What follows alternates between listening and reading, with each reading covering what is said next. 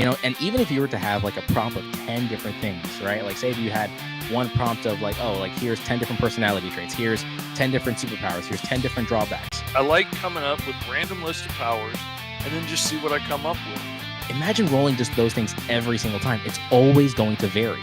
The possibility of that happening is, again, like a 1 in 10 chance, but it's like, it shows that there's always something else cool right around the corner that we can come up with, because there's no end to the prompts. There's no end to what we could roll up. Now we're going to be officially rolling for superpowers. This is usually the make or break.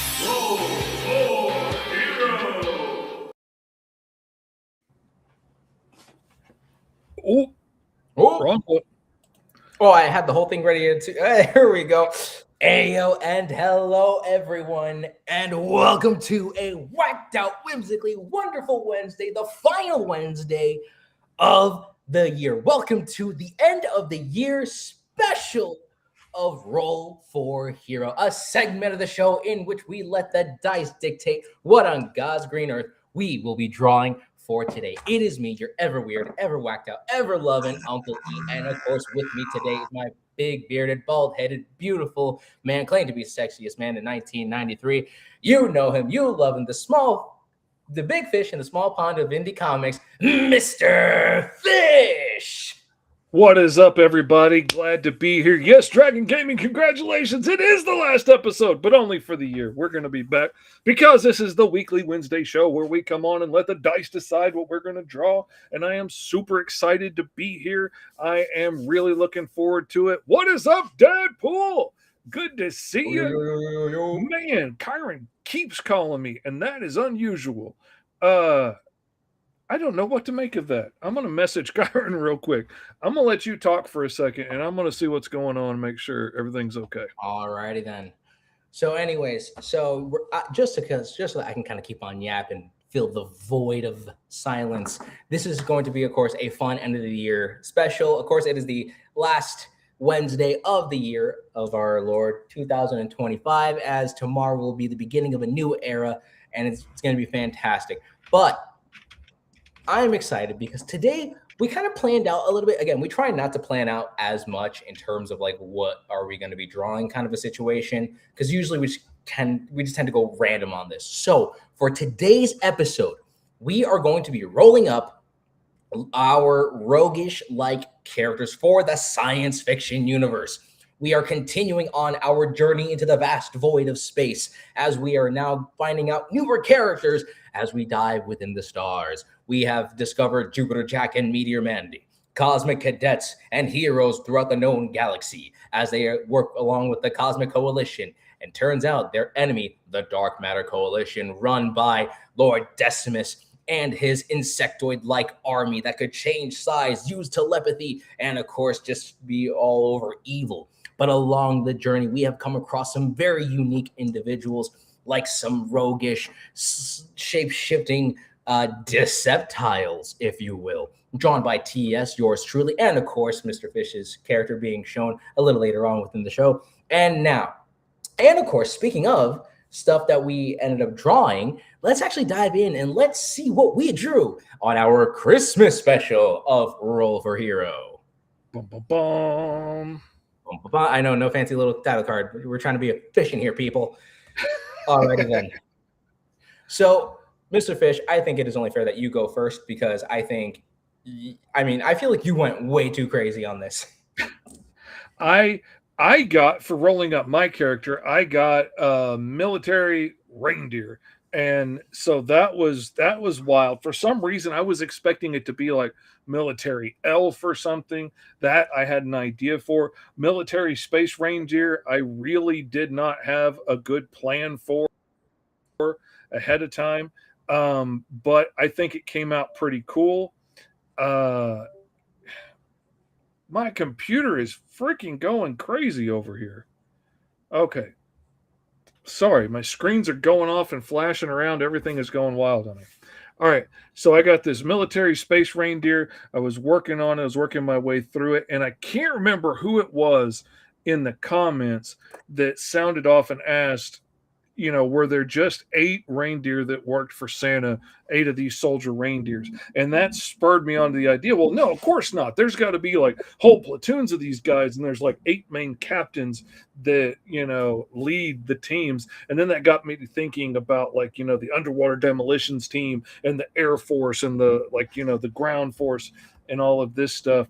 So when it came time to do a cover for this, I came up with Reindeer Games, Ground, Air, Marine exosuits. And we've got like, the undersea attack dude. We've got the ground troop dude. And I'm envisioning them a lot like the old Centurions toys, where like they can get different armor and weapons and stuff beamed to them in battle when they need it. So they can always like plug in new gear to their uniforms. So dude's got like the big tank guns on the back of him and missile launchers and like these bulldozer claws, and the other guy got his underwater jets and his torpedoes. And then we've got the other guy flying through the air, probably blitzkrieg instead of blitzing, and he's got his rocket launchers and cannons and wings and jets and all that stuff. And that was so much fun to do. I've gotten a lot of compliments on this one. It was a lot. And what's up, Brandon? So also to answer Rodrigo Padilla over here, I'm not fully sure what's going to be public domain. I'll be sure to look into that. But trust me, I actually have a few different series that I'm actually really excited to start up of next year. Just to kind of quickly announce those. All right, I'll announce them after I'm done kind of showing off what I got going on over here. I got Alien Jack Frost, who's a mercenary leader of rogue elves that can fight alongside the Claws Corp, but for a price. Okay, first of all, how dare you come up with something cooler than we ever could? That is not fair. Oh, that's awesome. That's freaking epic, dude. So the list is cool. So first of all, Mr. Fish's overall image over here, fantastic. I'm annoyed that this isn't an actual toy or anything of that nature, because this would sell holiday season, in my opinion. But that's my opinion. Nobody asked for. If only I knew somebody that had a 3D printer that could like print up limited edition action figures, and we could, offer them up to our most loyal of fans. That would be cool. Too bad that's not a thing. Sir, don't be exposed. How dare you expose a man of my caliber?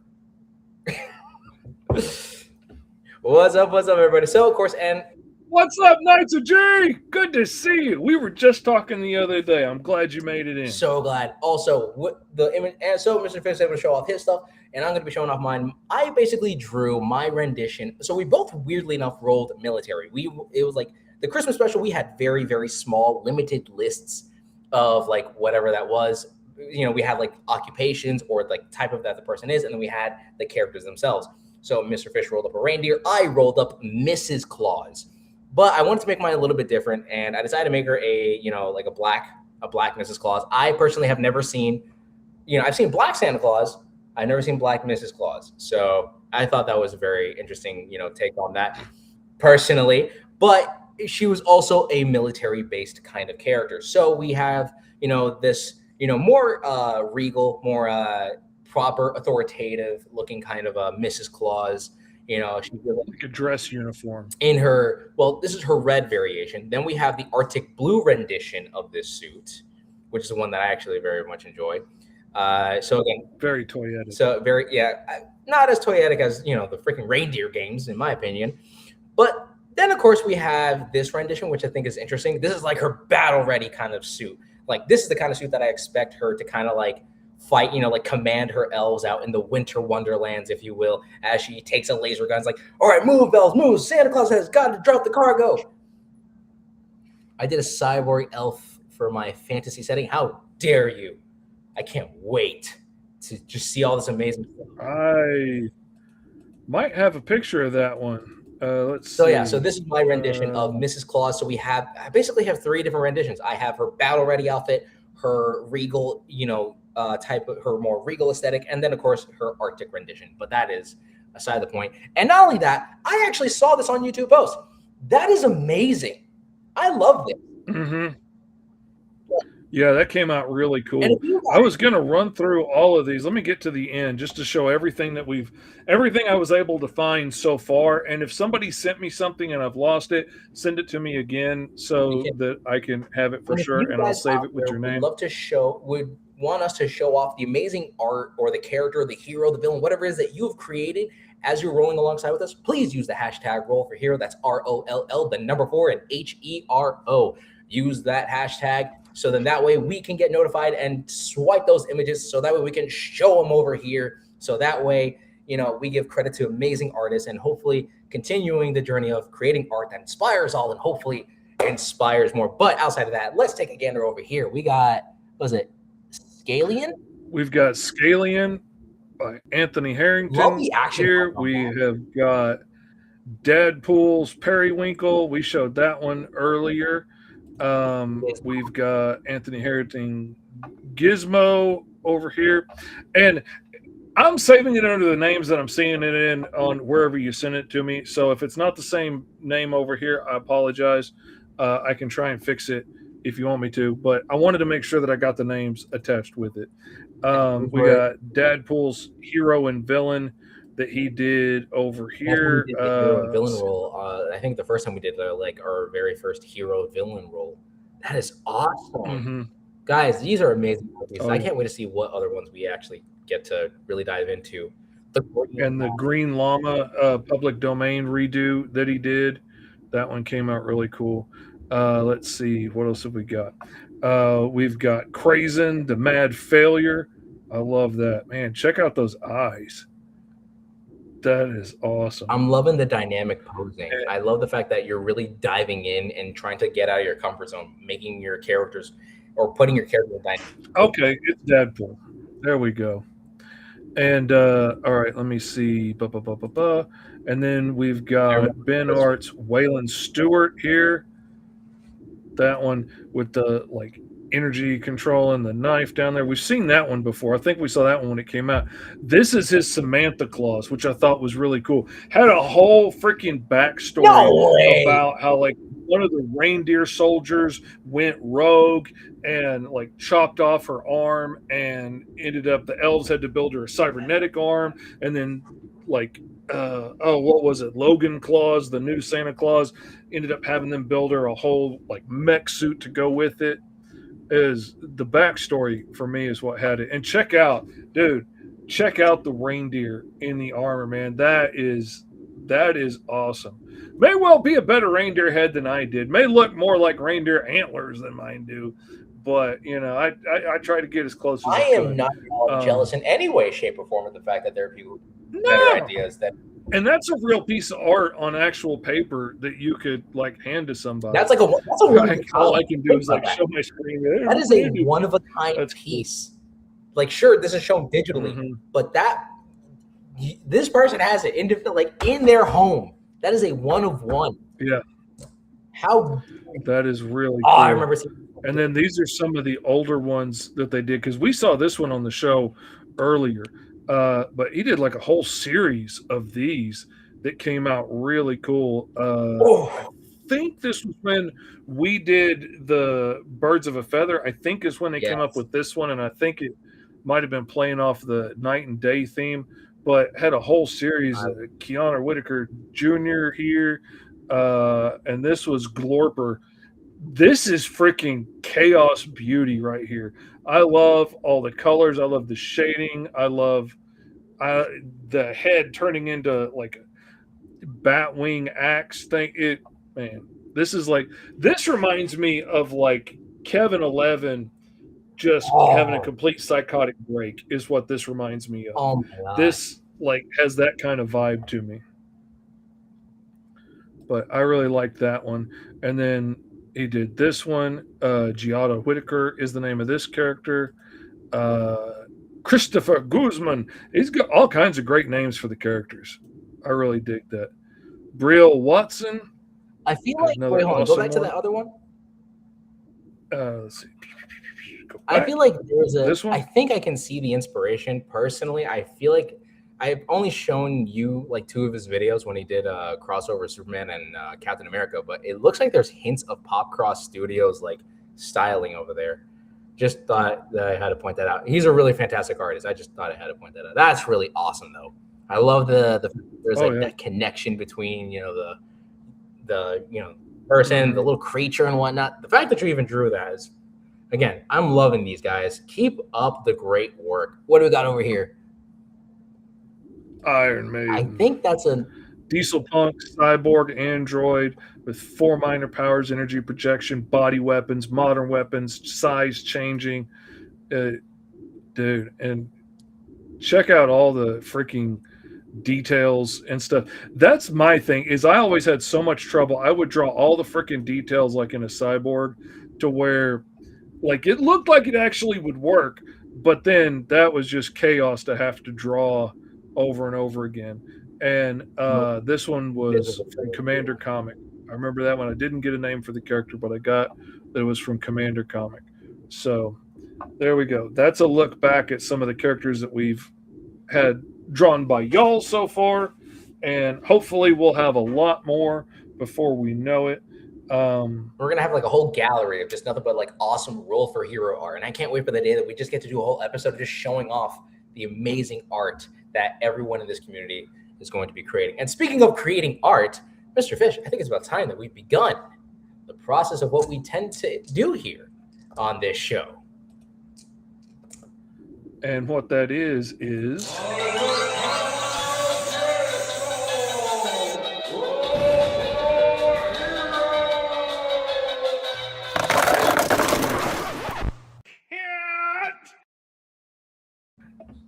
All right. I'm loving that freaking title. Like I gotta make one of my own, so that way just so I can lighten the load on that.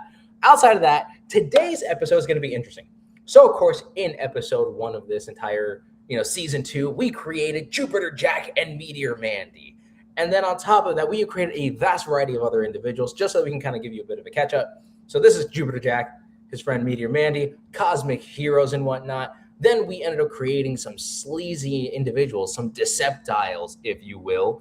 And not only that, came up with the villains. This is more or less the henchmen that I think would be more or less kind of akin to following under Lord Dominus. This, destroyer of worlds.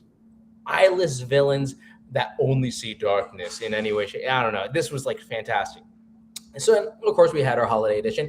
And now we're going to be diving in and we're going to be creating our lovable or, annoying, roguish characters within the world of this science fiction universe. So the entire list has been composed by Mr. Fish, and I can't wait to get rolling. So I think it's enough of me talking. So how about we actually get rolling? And of course, before we continue any further, nieces, nephews, those in between, grab your writing utensil, get something to draw on, and of course, let's get rolling. All right. And we're going to roll our own characters this time. So we're going to get our own individual thing. Feel free to roll up your own or do one of ours. That's perfectly fine. I got number 4, a bounty hunter. And I've never drawn a bounty hunter before. Ooh. I got a shopkeeper. See, I actually, that's what I wanted to get. Was a shopkeeper, because I think that would be fun to have that like NPC character that you could go to, like hey, I know a guy, that guy. I really liked that. I wanted to have that kind of character. But trust me, kind of like when we created our villains, you had an idea for what you wanted to do. But just like what T.S. Lucas said, this isn't pick a hero, it's this is roll for hero. So we got to let the dice decide. Okay, now our race, which isn't so much race, it's what we are in this futuristic world. And so roll 1d. We're probably going to have to roll many more dice. Okay, got a 4. So I am a robot. Okay. And another 5. What the heck? That is an alien. All right. That gives us a good reason to go down the alien tables, which I had too much fun doing. Which honestly, I think we probably might have to go off of your list because mine were a bit too whacked out. I kept it a little bit. You had a lot of options, which is cool, but it's also a lot of options. It's a lot to go through. I boil mine down to just a handful. So this is like the stance of our alien, like how he carries himself in the world. Okay. Animal would be like completely unevolved, like you walk around like a dog, you look like a dog, whatever alien you are, you look like that version of it. And then quadrupedal would be you're still basically on all fours. Okay. Bipedal would unevolved looks is you're getting more and more human. You're more like Ninja Turtle-ish would be semi-evolved looks. Somewhere Like between you there said, and turtle would be unevolved. Then there's humanoid. Then there's hyper-evolved. Like what would you be beyond humanoid? Like I think of those really tall, thin-necked aliens in Star Wars that did all the cloning. Like I think yeah. of them as like hyper-evolved, or like maybe you're just a brain now. Who knows? What'd you get? Okay, so funnily enough, so I ended up rolling. So I rolled 2 different times. So the first time I did it, that was before you described all the lists. I actually rolled a 1, and then second time I rolled a 6. So I have like literal bare bones or hyper evolved. So to break myself out of my comfort zone, I am going to do the animal slash unevolved. Okay. Kind All right. Doesn't mean that you're unintelligent. It just means you don't look like a person in a suit. You look like whatever kind of animal you're going to be. Could be a scientist at the same time. Now, alien looks. So roll 1d6, and we're going to see what we're going to put together to make your alien. Number 2. That is combine 2 random animals, and I have a random animal chart for that. There's a table for that. Like there's an app for that. Give it just a minute for anybody else rolling along. There's roll a random animal, combine 2, combine 3, and then there's tripedal with like 3 arms and legs. There's invertebrate and there's exoskeleton. Those you can have more free reign with. I just wanted to push us out of our comfort zone with those. Yeah, and plus the more general the lists are, the more creativity you get to really have with it, which is the reason why, we try keeping those lists as non-specific as we can.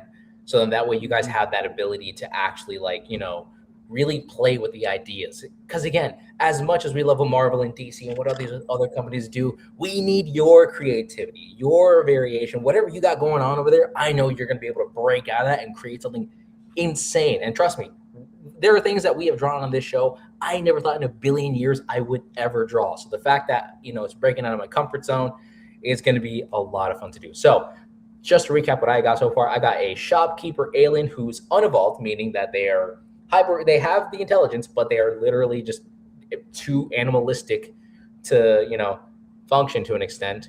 And now I have to combine 2 random animals. And I like to think that this list was on long enough. So now we have this. What is this? 3d6? This is 3d6. So there's 16 options on this. All right, then. All right. Wait, hold on. I got to do one of each dice. Could go longer, but I wanted it readable on screen, so I capped all right. it at 3 to 18. Time to let the dice roll. Okay, so we have the first one. It's going to be a 10. A 10. Okay, a 10 is a lizard. Ooh, already. Okay, not bad.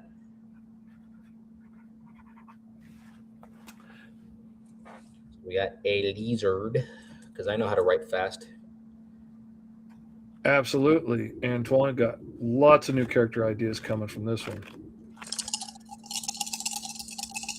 Aggressively rolling dice. Okay, that's going to be Evelyn. It's going to be 11. A shark. 11 is a shark. So, all right, you got a lizard shark to figure out. Oh, man, like an aquatic shopkeeper or semi-aquatic. Like, could you imagine, like, the shop is like a giant pool, and he keeps the good stuff down low on the lower shelves where the air breathers can't get to it. That would be so freaking cool. Oh, my God, I want to draw that story. Okay, that's hysterical. Okay, so we have that. Is there anything else beyond this point, or because I think if we had gotten minor powers so far, and there is one other place that we might get it and come back to, but this is the table for minor powers. If you need any of this, it's also posted. I made it a post on my YouTube channel. I made it a post on my Mr. Fish Comics Instagram, so you can go back and find them there if you need to. Pyrokinesis, telekinesis, talk to animal, enhanced senses, healing, empathy, cloaking, like predator type cloaking. You're almost invisible, but not quite. Jumping, illumination. You can either generate light or make your skin glow. Skin color, that means you can it's like shape changer, but not. Like you can change the color of your skin to mimic patterns or colors, but you can't change yourself to look like a brick wall. You might have the pattern, but you don't have the shape. Shock is an electrical shock. Precognition, limited seeing the future. Generate heat or cold. Having gills, breathing underwater is what I was going for. Wall crawling and speed, not supersonic speedster, but faster than a car. Like cheetah speed. Is what I was thinking. But you do what you want with it. And now alien size we're going to roll for. And I'm going to roll for this one too for my robot. So, okay, roll 1d6 and we will see how big we are. Come on, number 6. Oh, my. I shouldn't have rolled. What did you get? I got a 1. I am under 1 foot tall. Oh. And I also rolled an animal to try and mix in with my robot. So I got bear. So essentially, I'm freaking Teddy Ruxpin. I'm a robot bear. Okay. And I rolled an average 6 foot. Okay. So you know that's a pretty big shark lizard. All right, hold on. All right, hold on. So then average height. Oh, could you imagine a kaiju-sized shopkeeper? The size of his shop, his prices would have to be ridiculously high just to pay for the store frontage it would cost to keep that much water and, Or he could just be the owner of it and he has a franchises of the same kind of shop. It's like if he's the owner of Publix, he would actually have to have a myriad of other shops from around so the he galaxy. Can be in some big giant mansion somewhere while all of his little sub shopkeepers are taking care of business. Or he could just live on a moon just to compensate for the height. Who knows? But with Meteor Mandy and Jupiter Jack being able to grow to such sizes and go so small, it seemed like good options to have in this world. And Your results may vary. But here's automatically the first thing I thought of when you had when you rolled up your little Teddy Ruxpin kind of a character over here. I was thinking my character would be the major shopkeep, and I feel like your character would be a fun little robot assistant to the shopkeep. So then that way, I'm thinking assassin now. That's really the way I want to go. It's dangerous, deadly assassin. But we'll see. We'll see what happens. Right, because you're a bounty hunter, duh. Yeah. Unless maybe. Oh yeah, I forgot. I forgot all about the bounty hunter part. That's above robot. I absolutely forgot about that. That makes a Moon Mall. Okay. All right. Moon Mall is its own book right there. Who's hanging out at the Moon Mall getting an anti-gravity Julius and macking on chicks? I need to know what happens at the Moon Mall. That sounds like a freaking YouTube series right there. Now our character's wealth. Booyah, baby! I finally got a good roll. Well, I guess it depends. I got comfortable. All right. So you're good to go, and I'm the rich one. So I'm the one sitting back ruling a conglomerate of bounty hunters. Well, you're paying the rent with your shop. You're good to go. You're gonna make it. I don't know why I'm on this reminds me of a D&D. It's weirdly enough, this reminds me of a D&D character. And if my wife is listening over here, don't worry. I got kicked out of the office. She's currently building her new desk because she wanted to. I need to state that she wanted to do it.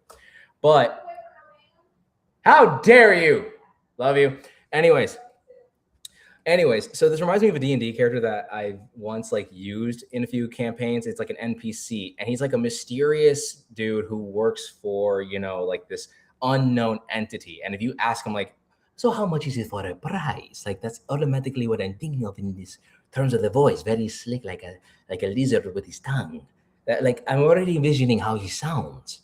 So I can see the shopkeeper is like a shark, but also a lizard. He's like, yes, I might have what you potentially need over here. What is it that you seek, Jupiter Jack? You know what I'm saying? It's like, it's starting to form. The ideas is starting to form here. This definitely got a slick salesman vibe to it. I was totally thinking like, a loving dad Santa Claus kind of vibe. Maybe it's because what I project, but like, oh, welcome, good to see you. Oh, what can I get you? But like the whole, oh yes, of course, I can get you whatever you need. I've got the very best. Like that totally slick, sinister salesman vibe would be, oh, you're giving me goosebumps, dude. Don't do that. All right, now the quirks. This is where it could get a little weird. We could see what's going to happen here. I just put a variety of things in there, and I got the one that I didn't want to get. What did you get? I got kleptomaniac. I got conspiracy theorist. Oh yes, they're all out to get me. They all want my lucky charms. But they're not going to get me, for I've got the video cameras and everything's got a tag in it. I can track it wherever it goes in the multiverse. Yeah. And like he's probably maybe every time he interacts with Jupiter Jack, he's like, I swear I did not do anything illegal. And the thing is, he hasn't done anything illegal because he's living a comfortable life, being a businessman and a shopkeeper and whatnot. He's like, I run a respectable business. I swear I have done anything wrong. Like, yeah, just acts so freaking guilty and hasn't done anything at all, but acts guilty. Okay, let's see. Deadpool got one minor power. I'll go back and show you the power list real quick. Give it a roll 3d6 for the power list to see what you get, giving you a possible 16 options from pyrokinesis to speed, illumination to jumping, empathy to gills. Like I said, they're weird, they're minor, they're random. And we love them. And that's the joy of roll. Which gills doesn't necessarily mean you have to have gills necessarily, but it means water breathing. It was a lot shorter to fit in that space than water breathing was. This do be true. You do what you want with that. I just love this idea. You breathe everything. I especially love the idea. I kind of like how you're trying to, because you're trying to project like the jovial, like, yes, hi, welcome in. I can imagine he is equally like this, the way that I'm already envisioning the character. He's super like conspiracy. He's like, I swear I have done nothing wrong. I don't know what you're talking about. And he literally means what he's talking about. He just happens to have a really like guilty kind of a tone of voice. Yeah. And it's super funny. And he's like, I can sounds like he's up to something all the time. And I can imagine he has a bunch of kids. And he's like, yes, you have to have a lot of fun at the park, eh? How did it go? It just turns out he's just genuinely interested. I know what you're talking about. And he's not trying to be sinister. It's not like he's thinking, drugs. It's just, he's saying, yes, I know what you're talking about. You want an apple? I know where they are. It's like, oh, yes, the apples. I will get you an apple. Yeah. Specifically grown from within this sector of the galaxy. No touch with the GMOs and the MOVs and all that other kind of crazy nonsense. I don't want anyone being controlled now. I love him. I already love this idea for the character, and I haven't even drawn him yet. Deadly Ruxpin, here we go. Let's see. All right, let's get to it. Oh, this is a blast. Okay, so combining a shark, I just need to do like a little rough outline of like what I believe a shark looks like. It's been a while since I've actually had to draw a shark.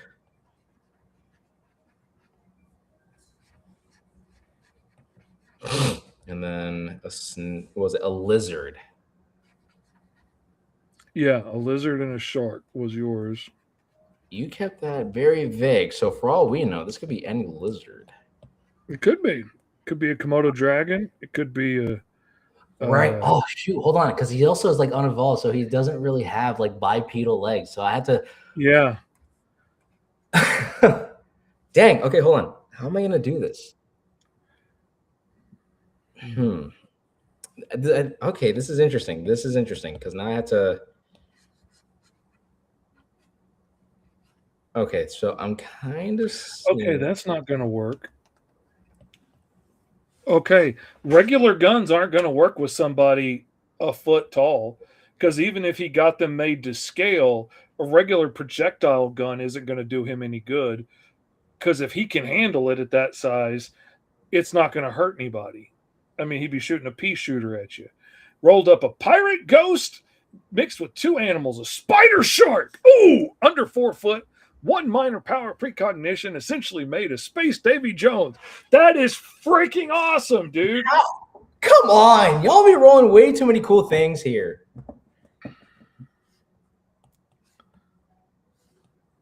All right, let me see if I kind of got something going on over here because I have to try to combine a lizard and a shark.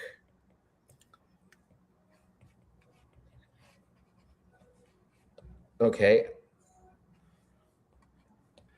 You okay, hon? Man, what are we gonna do? What are we gonna do? What are we gonna do? The way that I'm kind of thinking about the way, like this character, the way that he stands, it has to kind of almost be like almost like a dog sitting kind of a thing. And I forget that he's unevolved, so he doesn't really have any like bipedal legs or anything of that nature. So that's like already I'm kind of finding that a little difficult here. Okay, I am redoing this. Okay. I'm going a different direction.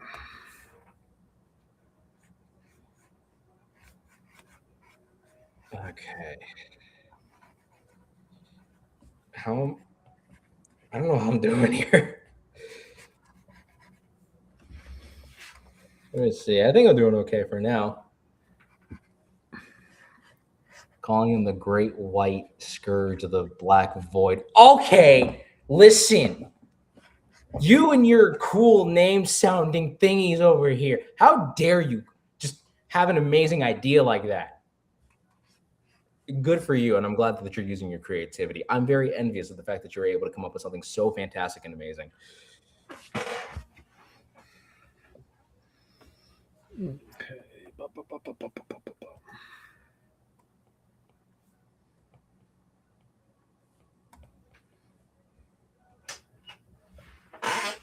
Get your nosy little wiener butt out of here. No wieners allowed. Wiener. I don't know how the little dog managed to open the door. He can't reach the doorknob, but he got it open. I wouldn't really care if he came in here, but then something's going to happen. A life's going to fall. A leaf's going to fall outside, and he's going to take off running and barking and raising Cain. Man, I could go for some Raising Canes. So we got the shark alien here. Yep. I got a shark alien, but it's also a shark and a lizard, and it's weird because I'm trying to combine both of them. It's coming out okay-ish.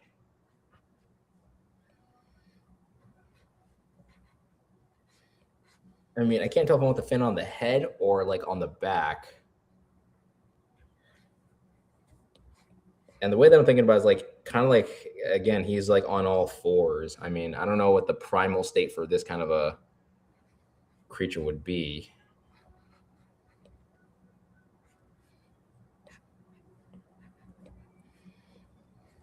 Okay, because I'm thinking.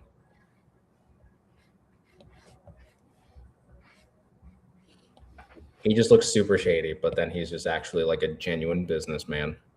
That's what I love about that. Could not be doing things more on the up and up. Everybody thinks they're getting away with something. Everybody thinks they have some giant underworld connection. And, like he's connected to the space mafia or something. And he's just a foreigner with an accent to them. And they're like, oh, yeah, he's got to be connected to the reptilian, underground or something. Just a shopkeeper, just running a business. And then we got. When he tells you he knows a guy, it's his cousin, Larry. He knows a guy. He'll get it for you. Oh, yes, I have a cousin, Larry. He's a good man. Honest worker, I tell you. And get you a good price. It fell off a truck. Meaning it literally fell off in the warehouse and it's slightly damaged, so he can get it at a slight discount. But I feel like Jupiter Jack would know him off rip because it's like maybe this character did do something shady back, like way back when, and he got booked by Jupiter Jack, and he's like, I swear upon my life, I will never do any crimes ever again. And he hasn't done crimes ever again since then. He's run an honest business, started a life, had a wife, had some kids, and he's just living life perfectly. The thing is the fact that he has, the unfortunate sense of just sounding unbearably suspicious. I love that idea. Like, he's not up to anything, but he sure sounds like he is. It's like I feel like that's what Meteor Man, like in the first time Meteor Mandy would ever meet him, he's like, I know there's something up. He's like, literally, I have checked his records. He is as clean as a whistle as you can ever get, or as clean as a aquatic instrument that I'm not aware of. All right, I think I'm doing okay here. Again, I don't know if I'm properly combining the elements of a.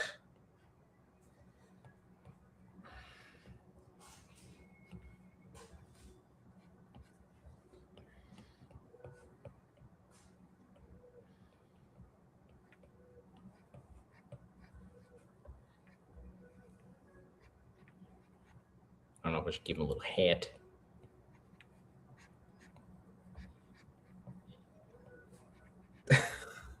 I don't know if this is so weird. Let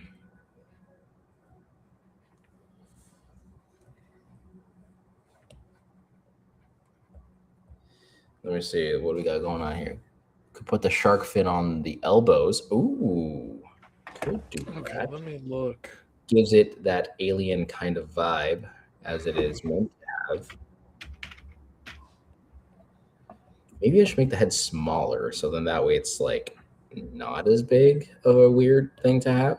So then it's like, and then it feels like a more appropriate kind of level of like an actual creature, but then also a actual person. I don't know. I'm trying to figure out how to make this work. Maybe Mr. E's character is secretly in dealings with the tentacled alien Mr. Fish drew a couple weeks ago. Oh, so like he ends up working with the Deceptiles, but like, okay.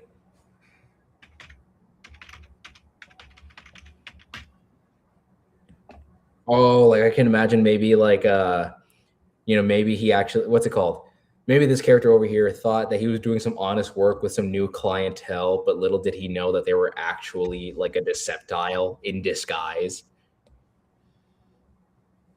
And he's like, what are you talking about? I thought they were genuinely good people. They even said so themselves. You know me, ever since I was booked the one time. Honest work from here. Turns out you're actually working with the Deceptiles. No. I did this honest work.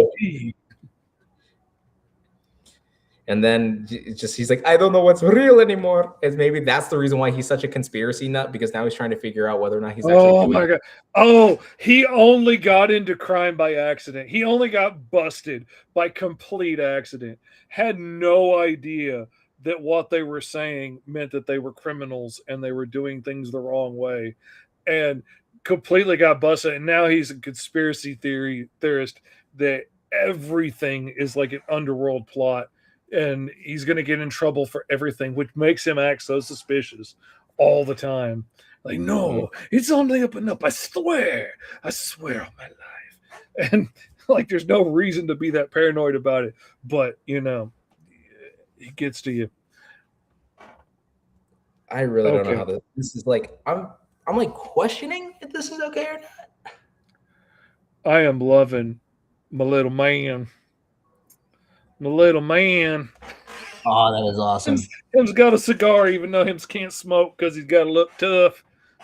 It's like I love the fact that he's wealthy. I thought that was a stupid thing to put in, and I was like, that's going to ruin it if I get that. That makes this make so much sense because, like, he's put in the hard time as a 1 foot tall bounty hunter, and now he's made enough money to be able to employ other people to do his dirty work. And so now he's just the boss man that can walk up to you and act all brash and be like, look, you're going to get in the car, see? Or you're going to get in the car one way or another. You can either sit down and we can, have a nice glass of wine as we go back home, or you can end up in pieces in a bag. It's up to you. And like, he doesn't have to get his hands dirty. Because I was like, how do I make him look terrifying? And then I started thinking about it. Like, the boss gangsters don't have to look terrifying. They're terrifying because of the power they command and the people that they have. Yeah, my character's a robot. That's what I rolled. So yeah, Benjamin, that's absolutely what I got.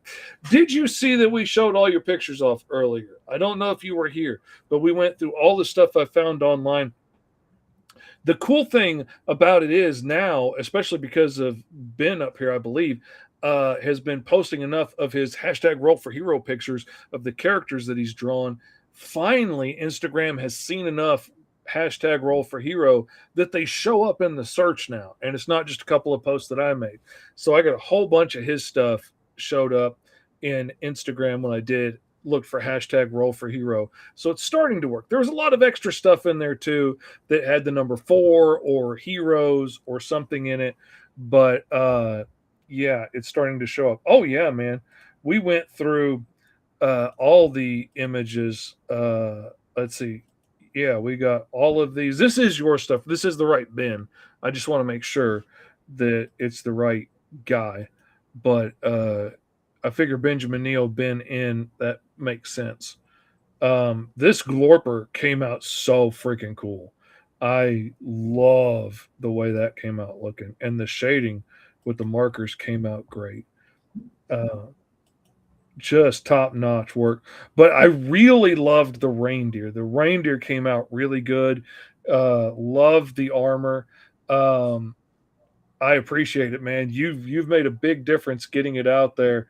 It's been a big help. And I'm making a concerted effort now after having a talk with Knights of OG, Lauren. I'm going to be making a more concerted effort to make posts regularly and make sure I hashtag the stuff that we're posting with our images. And if you want to see like the covers that we do, like I'm going to start posting the covers that I do each week. I'm going to post it for free up on my Patreon first. So if you want to follow the Patreon for free, you can see the covers and stuff early before anybody else. And then like right before the show on Wednesdays, I'm going to start posting that stuff out so everybody else can see it. If you want to see it early, you can go check out the Patreon for free. Check out everything over there. If you sign up for the $5 tier, you get 20 digital comics are available right now, along with all the assets for digital drawing and custom brushes and stuff that I've put up there for free. There's all kinds of resources on the Patreon. But yeah, Dragon Gaming says, Uncle E, look up images of a goblin shark. I think it would fit the voice nicely. I would, but I don't want to draw all that craziness. Because I know what goblin sharks look like. Well, that's just a lot to really draw. And I also have to try to combine a lizard too. So it's like, it's not just the fact that it's like a shark and a lizard. And I feel like I'm doing okay for what I have at the moment because, I'm looking at it and it's like, I don't know how the heck this is a shopkeep. I kind of want to do yours too, because that's a fun role. I'm not jealous. You're jealous. You're right. I am. I'm very jealous of the other awesome roles that everyone managed to actually obtain. For a man can grow envious, but it does him no good. All right. So but again, I would not have done a cutesy pie little koala bear robot. But that's the fun thing about Roll for Hero is it pushes us well out of our comfort zone sometimes. And that's where the weirdness happens, baby. That's where you get your Teenage Mutant Ninja Turtle ideas. Honestly, I feel like at some point, we've had those little TMNT moments, like a little joke here, a little joke there. Next thing you know, boom, people love birds of a feather. The cougar villains were super hysterical. I can't wait to see if we ever dive into the steampunk world again, seeing what other kind of crazy nonsense goes in there. Come on, man. What else could I add on to this? Like clothing wise, I feel like I gotta. Well, I mean, he's a beast. He doesn't need it. I mean, but you could put clothing on them. Like we drape clothing over horses and stuff, and like it's not like he's unintelligent or he's. I mean, it's not to say that he's a wild animal per se. He could be, but it just means that he's, looks more like an animal or a monster than he does a guy in a suit. That's the real key to it. So take what you want from that. All right. I think I'm kind of getting somewhere with it. He's starting to look like a tubular kind of like a dude.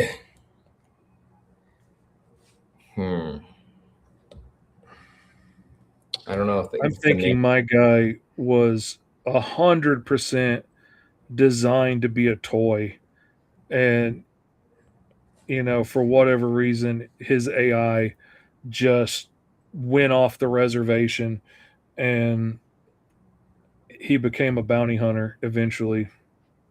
Or hear me out on this one. What if it turns out that the bounty hunter was already a cyborg to begin with, programmed to be the perfect killing machine, but in the process of this AI trying to take care of this one particular bounty, which led him to maybe this strange little tiny robotics factory that happens to be making more child-friendly adjacent robots or robot companions, his rogue AI chip, or like the AI chip, got blasted off of it, and as like of a final ditch effort, and knowing that the machine body, or like the OG like mercenary body, no longer functions, he ends up putting it into this tiny little koala thing out of regret, and now he still manages to be the mercenary, but now he's just tinier. Very Child's Play vibes. Yeah, kind of exactly like Child's Play.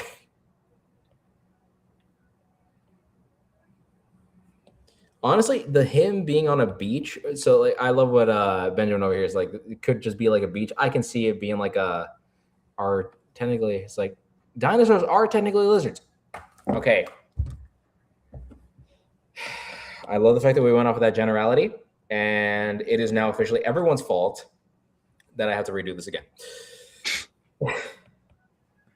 Looking at you, Deadpool. Nah, blame Dragon Gaming on this one. Oh, okay. I will.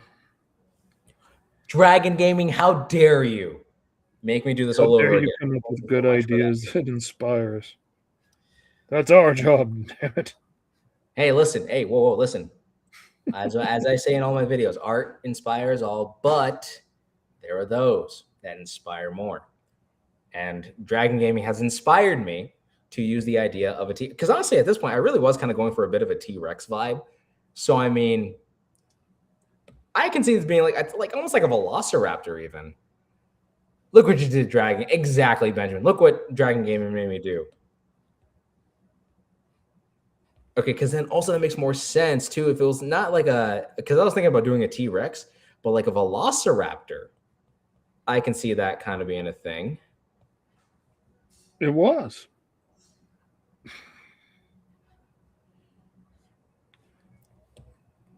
Okay. You know what? Let me just see if I can go off rip, just shapes. See where we go from there. Because I take too much time in the sketching process. It's not that it's a bad thing.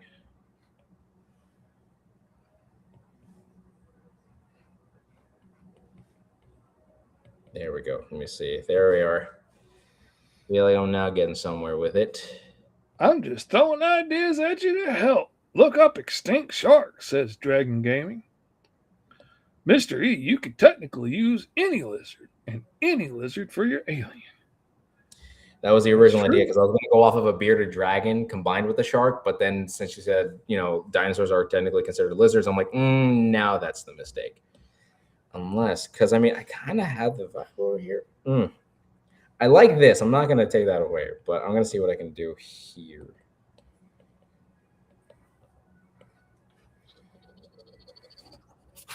Okay. Hey, since the New Year's are beginning and such, what is everyone's New Year's resolutions? Put them into the comments, because for me, it's the standard run of the mill. I'm going to make sure I lose some weight kind of a situation. I meant also any sharks. Whoops! I quit lying to myself a long time ago. Well, I mean, I gotta get in shape for that wedding. Got to look right in my tux. It's a nice day for a tight wedding.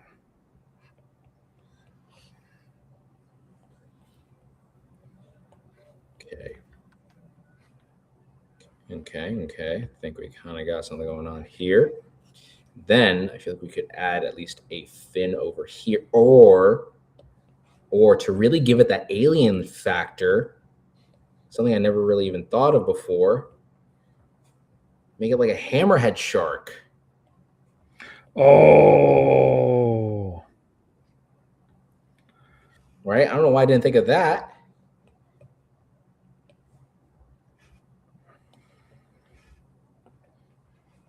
Let me see. How am I going to do that? Because at that point, it's like their eyes would be over here almost.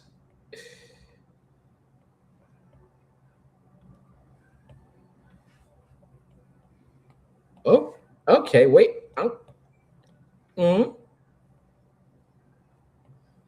Okay, I'm seeing something here.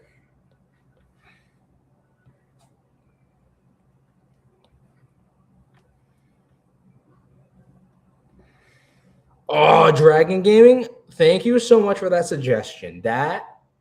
Okay, infinitely made this design more unique. Thank you so much for that. Kind of the bottom jaw split, reveal a buzzsaw. Ooh. Tis a good concept. There we go. Oh, I love how that actually kind of worked.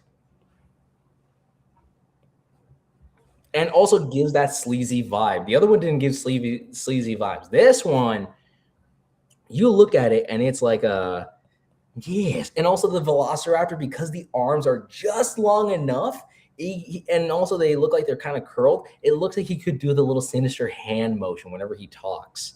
Oh, yeah. Okay, let's see. Oh, thank you so much for that. That really, and this is why we love the show. We love the interaction from you guys. This is awesome.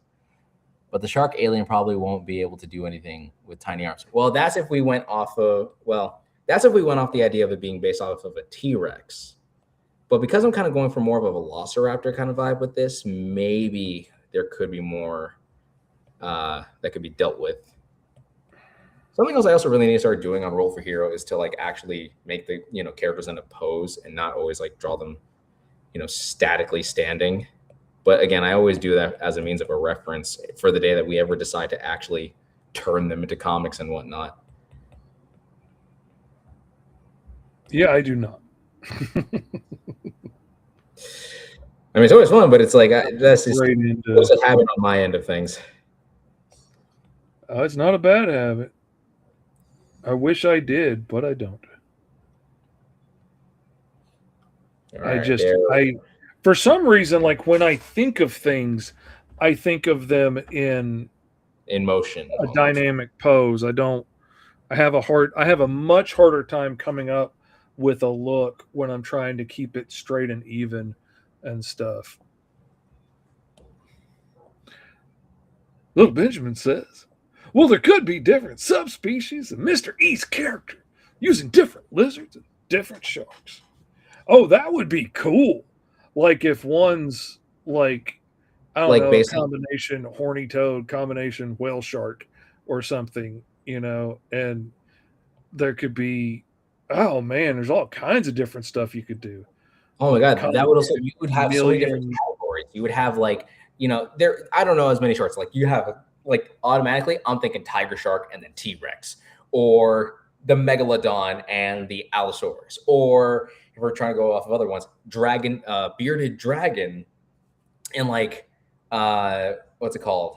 The Great White. You know what I mean? Like, imagine those kind of a concepts. And then each of them all having like their own kind of like specific vibe in terms of like how they all walk, or like which ones are the more. And again, this is where like they're intelligent enough to function, speak, and all that other kind of stuff, but they don't really got much kind of going on here. There's like this weirdly reminds me of a sci-fi novel that I haven't really read, but I know that the video game Halo is based off of it, kind of. This reminds me, what guy didn't read? Well, I saw a bunch of these weird reviews, but it's called, what's it called? Ring World, right? And Ring World, there was like this alien species that was sentient, but they did not have a humanistic look. They had like this mouth, they had this head that looked like a hand that would talk. They had 3 legs that were on hooves, kind of a thing, and like 1 eye. It looked so weird when I saw like artist rendition of it. And I also saw a lot of book reviews. This is why I haven't read it, but I know of it. All right. And then I like the idea. So cute. It was so cute and deadly. All right. And I like the fins. It was going to be so cute when he orders your death. Oh, look at that. Oh, look at him. He looks so. This is like the suspicious kind of guy who turns his entire life around to do honest work. This is what I can see. And you know what? I think would make it funnier is that and I like the idea, I forgot who said it, that he lives on a beach-like planet, or like it's like nothing but beautiful tropical islands or whatever, and he happens to run an honest business on his planet. And it just happens to be that, unfortunately, a lot of shady individuals do a lot of their dealings in calm, safe locations. So then that way they don't disturb the peace, forcing themselves to be in like positions of like, keep it easy now. Let's not be too brash. Let's not have a brawl here. We don't want to contact the Cosmic Coalition now, do we? And it just happens to be the one time where he thought he was doing honest work. He got deceived by the Deceptiles. How dare they? Take those dastardly Deceptiles. I was doing honest work, and next thing you know, boom, I'm here, being arrested by Jupiter Jack. No offense, you're doing your job, and I am not trying to make your life any more difficult, I swear. But it is not nice. I was doing good work, and I was about to pay off my credit card. You know how hard it is to pay off that much credit in this economy? Love it. I wish I could do that accent as well. A mob boss who secretly funds the Dark Meteor or the Dark Matter Coalition? Or, okay, love that idea, Benjamin. Love it. What if he was like a hitman trying to go after Jupiter Jack and Meteor Mandy? Meteor Mandy manages to stop this, killer koala robot. And, it's like you either turn away now, we book you in kind of a situation. And realizing that he's in this tiny body, he can't really kind of get out of it. He's like, dang it, can't do much. And now he's like an unfortunate, like an antagonistic side character that would probably join up with Jupiter Jack and Meteor Mandy on their cosmic missions across space. Love this idea, though. What do you think, Mr. Fish? I'm just kind of saying words here. I'm seeing him as like, he's a bounty hunter, but he's also a businessman. And, if you can make it worth his while, he'll help you. Or if it doesn't interfere at all with his business, maybe he doesn't care to, offer a hand every once in a while. But if you get in his way, he's going to make you pay. There we go. That is an interesting take. All right, now I'm actually kind of vibing with this idea. I just love how derpy this dude looks. Look at this derpy man. This is the face of a man who's actually trying to do business. Like, yes, you can trust me. I promise you. I'm not as stupid as I look. That is actually my cousin, Jerry. Lovely fellow, but far stupider than he looks. He's like, he looks intelligent. And it turns out he's like the most dignified toad, goblin shark kind of a hybrid. But the next thing you know, it's just like, hi, Jerry. I like to eat fish. You see, we keep him around because he needs the social interaction. It is good for his overall environment, you know? Wait, I think I have an idea here. He needs the mental stimulation if he is ever to get out of my mother's house.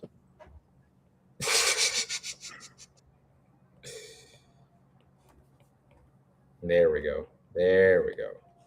I also gotta play with alien clothing and whatnot. Actually, just see how that works, functions. Sometimes a man just needs to wear a nice little shirt. Other times he needs to wear whatever keeps him as a dignified businessman. Maybe a smart little hat. See, I was just like wears a little top hat over here. It just makes him look dumber. You tell me it is dignified. No? No. Ah, yes. You gonna blame me for trying now. And like with a combination of like language barrier and, just not getting the local customs, it could be so easy for him to fall into doing something stupid and not realize that story is becoming so much fun to me. Oh my god, that would be the most hysterical Jupiter Jack story. It's like a fun little detective story, and they're trying to retrace the steps as to how, I'm going to use the name anyways. I had the name of the character that I was referencing for the D&D thing. His name was Raksha. I can totally see that being this dude's name. So like I can see Raksha being tricked into getting into some shady business because again, maybe it's just part of a common trait that everyone sounds very suspicious and whatnot. Again, you can kind of see based off of his face, he is a man you can trust. He just doesn't sound like you can trust him. Right? So it's like, I can see this being like a situation where he's like, oh no, it turns out they robbed me of everything, of this or that, whatever. And then like they blamed him for it. And now Jupiter Jack and Meteor Mandy have to look through the situations, got to play detectives and whatnot, trying to figure out what happened to Raksha's. He gets them all busted because he's doing good bookkeeping and he has all the records and stuff of all the sales that he's made. And has been being a good businessman, and that totally gets them all busted because he's been keeping a record of what they were doing wrong. And this is why you never doubt shopkeep. Why? Because I keep good records. Nobody ever denies me. Imagine an alien race having their language be curse words, but they mean something completely different. That would be, oh dear Lord. My parents would never visit.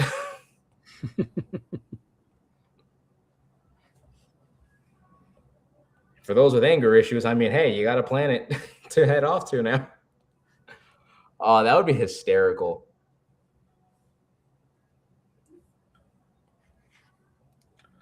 All right. There we are. Okay, I'm kind of digging. Call me a construction worker because I'm currently digging up a pretty good idea over here. I don't know if that was a good way to incorporate it, but I tried. I love how it's almost like pool floaty kind of a thing. Like his entire vibe is that he can swim. It just looks like he has pool floaties on.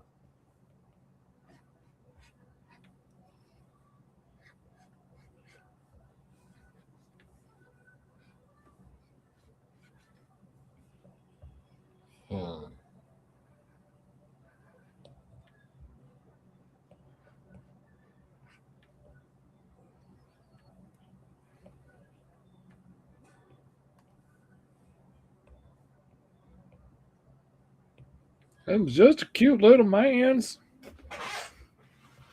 Oh man, could you just imagine this little 1 foot tall metal teddy bear just slowly plodding towards you across the bar, and like you're fighting off all these bounty hunters and minions, and this little menacing tin man just keeps walking towards you, and you're like trying to shoot him, but he's such a hard target to hit because he's so small. And the closer he gets, the more you realize like he's actually pretty fast and a skilled fighter and can dodge real quick. And then he pulls out that one little like straight razor that he carries, and all of a sudden, phew, phew, there go your Achilles tendons, and you're down on his level. And I like him so much. I need to find a way to fit him into Alice. I mean, You just make him like a got to tiny be other little bounty hunters, fighting for bounties. Like he would be bro. so cool. Oh, Oh wait, him and Tin, him and Big. We got Big Tin, Tin Can. Like he, Big Tin probably knows him, and he just calls him that little Tin Can. Oh man. All right, I think I got something going on here. Look at that, him and his little headphones, using it to try to commune or to listen in. It's like translators. Look at that. Okay, I'm loving this design. He's just a little guy. He's just a weird shark reptile thing trying to do business. Can't you see it? He's just a little lizard shark trying to make it in a man's world.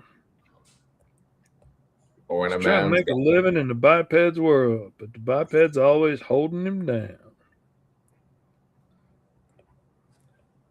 I can just always see. It's like, Jupiter Jack, it is wonderful to see you again. Why is it that you're here on my planet? Not that I'm against it, but like, why are you here? We have reports of the Dark Matter Coalition coercing their dark plans here. Oh no, and here I thought I was doing A-okay.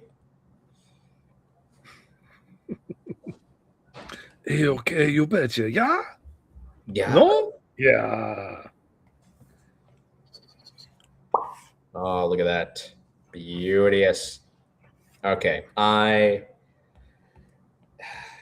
take me to McDonald's because I'm living it. Perfect. Now we just take this, and now we do. Take that away, take that away. Here we go.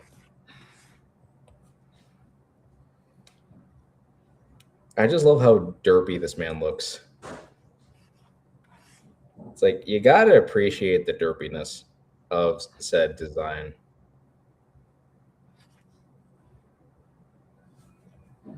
I can't tell if I should be scared of him or this would be a very hysterical character to have.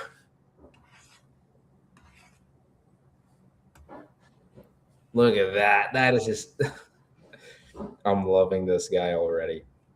What do y'all think, chat? What do y'all think of this? Imagine a thorny devil and a lemon shark. Ooh, I just see that. But also, Dragon Gaming has a really cool character over here. Davis, the Great White, the ghost of the Black Void, was an infamous pirate that somehow knew the location of ships. Some say he could see the web of fates, but he disappeared. So do ships. Oh wait, the web of fates, but he disappears. So do ships. Okay, a pirate legend in space. How dare you? That's like Treasure Planet level of awesomeness over there. All right. Yeah, I'm liking that. But that's the thing. It's so much fun to take things that don't really fit together normally and then work them together and find ways that they could play off of each other. That, to me, that is so much fun. And just like when we get the really random superpowers that don't seem like they would go together in the slightest, finding those ways to make that make sense, that make it work, that is my favorite part.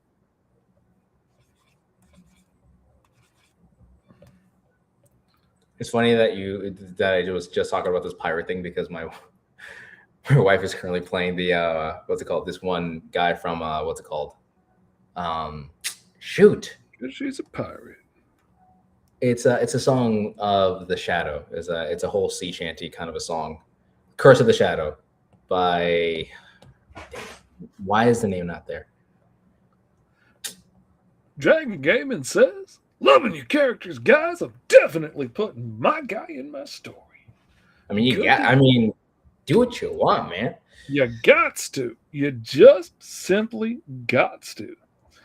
Oh man, I am loving this. Like I see him as like leading his own team of like, oh, what were they in Guardians of the Galaxy? Were they the Reavers or the Pirates? Ravagers. Ravagers. Okay, yeah. Like I see him leading his own like band of them, and they've got their own like traditions and laws and rules and things, and like he's just really built this up from next to nothing. Because like I mean he's a robot and he's a tiny robot, so he doesn't need all that terrible much himself. You know, like it doesn't cost that much for him to survive. He doesn't have to buy a lot of food and all the things that I might have to keep to survive out in space, you know, so he could turn around and invest more of the money he made into paying other biologicals and bigger robots and, you know, to do his work. And, you know, you deal with them fairly and squarely and you don't take any mess, and pretty soon you got yourself quite a little gang built up. You know that. Okay, hold on. I'm kind of coming up with a story concept here. So I remember you do the cover of Meteor Mandy, Jupiter Jack as they're being shrunk down, and you see like my other character kind of beaten down. What if it turns out that that was actually Lord Dominus's plan to shrink them down to the right height, so then that way they're being attacked by the killer koala, assassin over here, your bounty hunter. So then that way. Because like he's the most feared, wealthiest, the most powerful bounty hunter throughout the known cosmos. Yeah, of course you want to kind of have him take out the world's greatest heroes.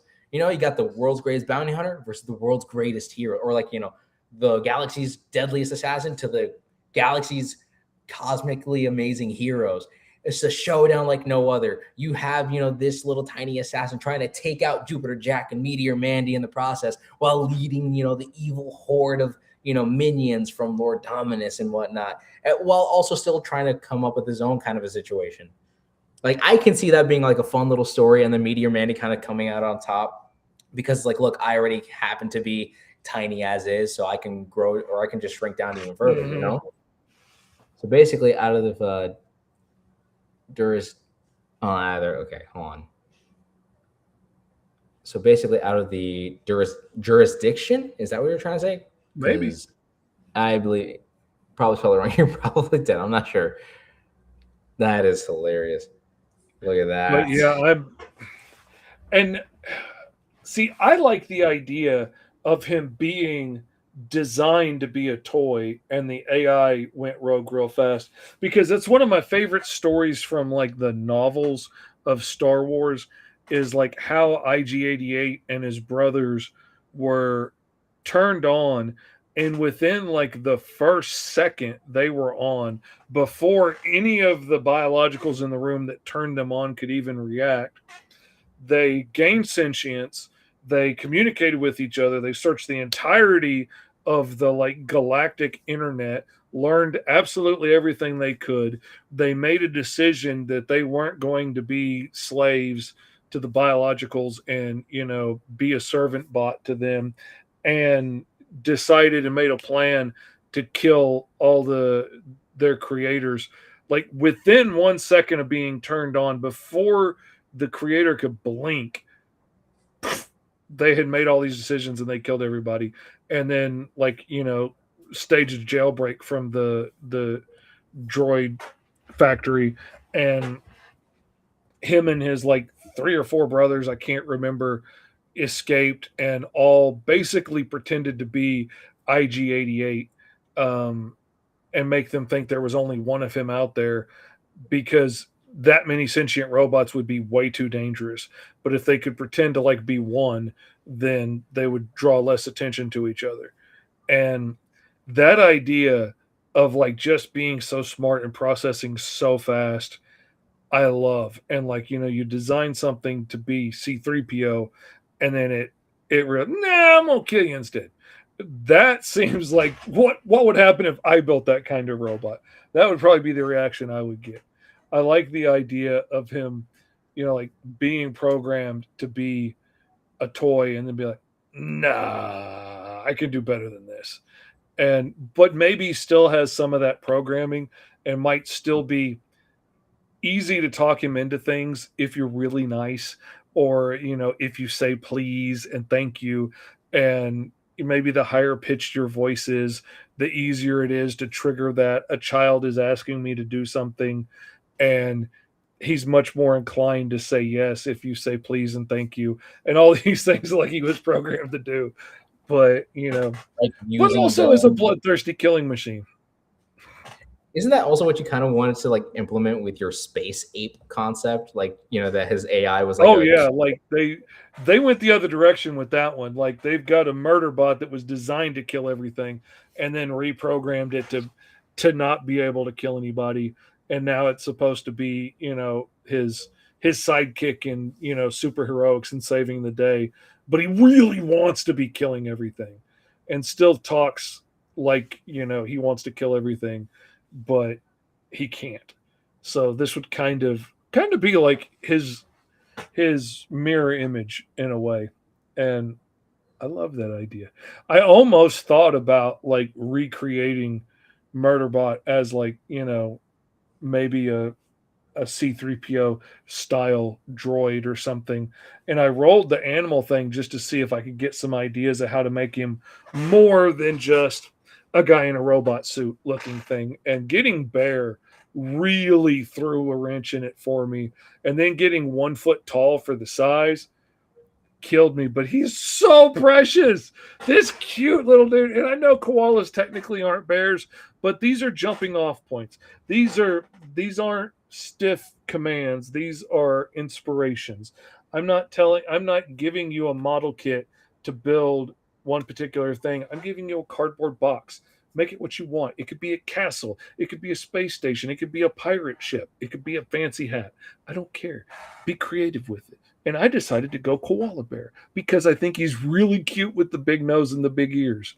And as I started drawing him, and I was like, well, what would make it read bear? And I thought, some big giant sensors on the side of his head that, are movable to turn to get better direction. Oh, I freaking love him.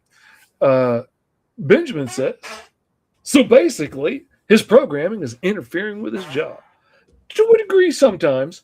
And I like to think that like he's polite and, says please and thank you and, no sir and yes ma'am, and, maybe says very menacing things like, look, either you're going to come along with me or I'm going to have to read you a bedtime story, like, okay, he's that's got these actually, things that's actually programmed a threatening into him. line there. Yeah. Love that. It's like, no way. But the funny part is, okay, is it like a tiny man with a deep voice, or do we still play up with the ante of him having a cutesy voice where it's just like a you better?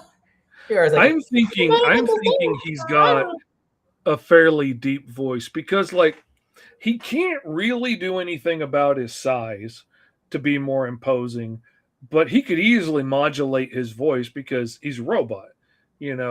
He's just sending signals to a speaker. So I think that would be one way. I see him with like a real gravitas to his voice, oh gosh, the big fat guy, War of the Worlds. You know who I'm thinking of, the old actor. God, Pinky and the Brain. The Brain was like based off of his voice. Come on, chat, help me out. You know who I'm talking about, and now I can't remember. It's on the tip of my tongue. Oh, it's gonna kill me now. And I wouldn't blame you if you do.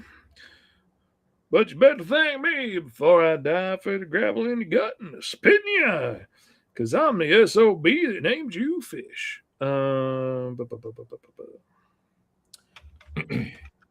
well, this koala robot could just build a suit that is larger than he is. See, I thought about that too. I almost Orson Welles. That's what I was thinking. Orson Welles. Mm. Like that deep kind of gravitas. Okay, but I am wait. Hold up. smarter, better, wiser kind of Let's go voice. off of what Benji over here is saying. Imagine Pinky and the Brain style. Always has he creates all these huge, giant, bulky bodies. Maybe if he has to take on a larger target, tiny head. Just keeps the tiny little koala toy head, but he builds and accessorizes The himself. big giant body. So you can see, he's coming for you. And I like the idea of, because they've got such beady eyes, I like the idea of his eyes being like almost like screw slits, but they can rotate. So it would be really easy to get like surprised by turning them up or angry eyes by turning them down. And I really love his design. But I was thinking the exact same thing. I was thinking like him building a giant mech body and just a little koala head poking out the middle of it or something. And but also like I like the idea of him being really dangerous on his own and like not bringing much with him, but like either I'll pick something up along the way or I'll grab a shard of broken glass, or maybe he keeps, maybe his belly pouch opens up and he keeps a straight razor in there or something for emergencies. But I love it. Like having a pod also being the cockpit, the different suits. Absolutely. Absolutely. 100%. I can't believe I forgot the name Orson Welles. Man. And I call myself a nerd. I'm a nerd no more. I have lost my cred of the street. There it is. There we go. For those such as Deadpool and Dragon Gaming, they mock me now. They mock me in the chat. This simply will not stand. Well, that's why we're sitting. But I'm boom. One of us uncles has got to start cracking jokes. Gots to. All right, I'm loving the way that this came out. I feel like the first rendition of this character that I was doing, I feel like I was drawing the pet. Like the family pet just happens to be like another, or it could just be like one of those, can we keep him kind of a situation? And it's like, that is a deadly creature. We can't keep him. It's like, look at his beady little eyes and say no. And then they're forcibly having to have this little creature of sorts just follow them on their adventures. You're the one walking this little guy. It's like, thank you so much. It's like, yeah, whatever.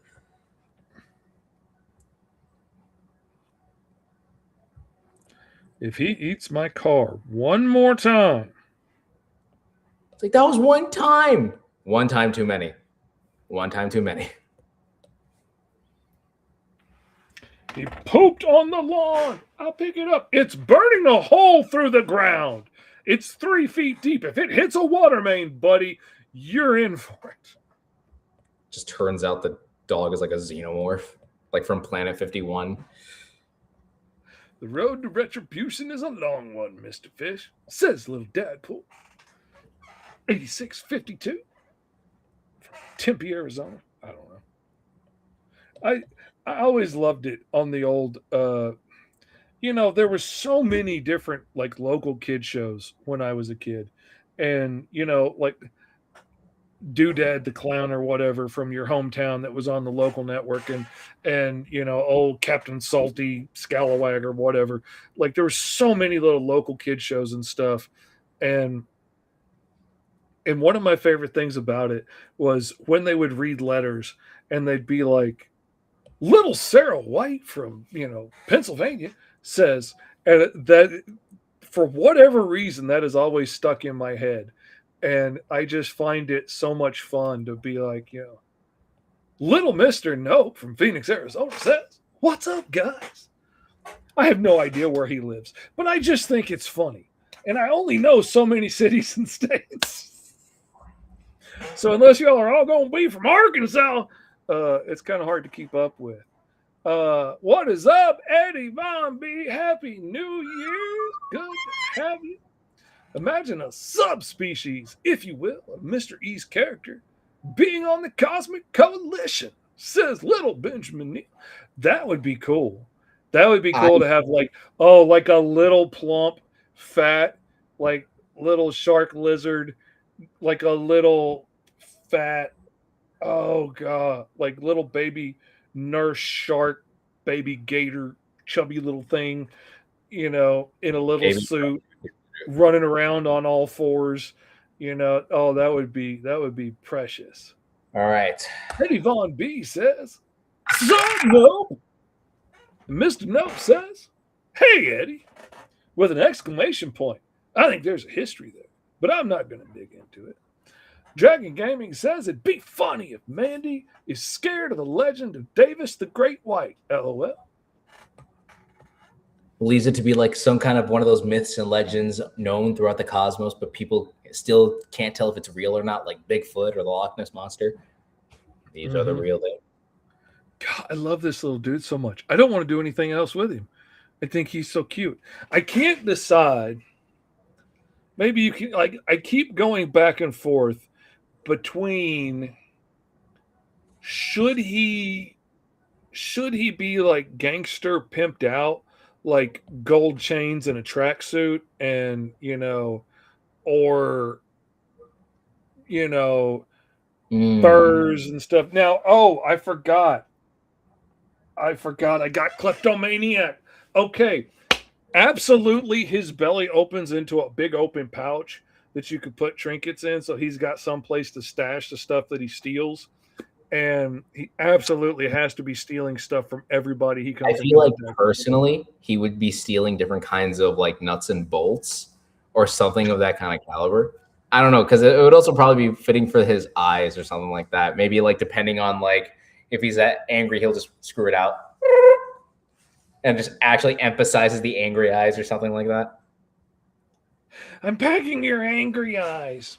But yeah, I mean, I could. Oh gosh, I love this idea, because one of my favorite things from Alice Lost in Wonderland is that you realize after like she blows up the cobbler's lair, and suddenly she has these gold coins.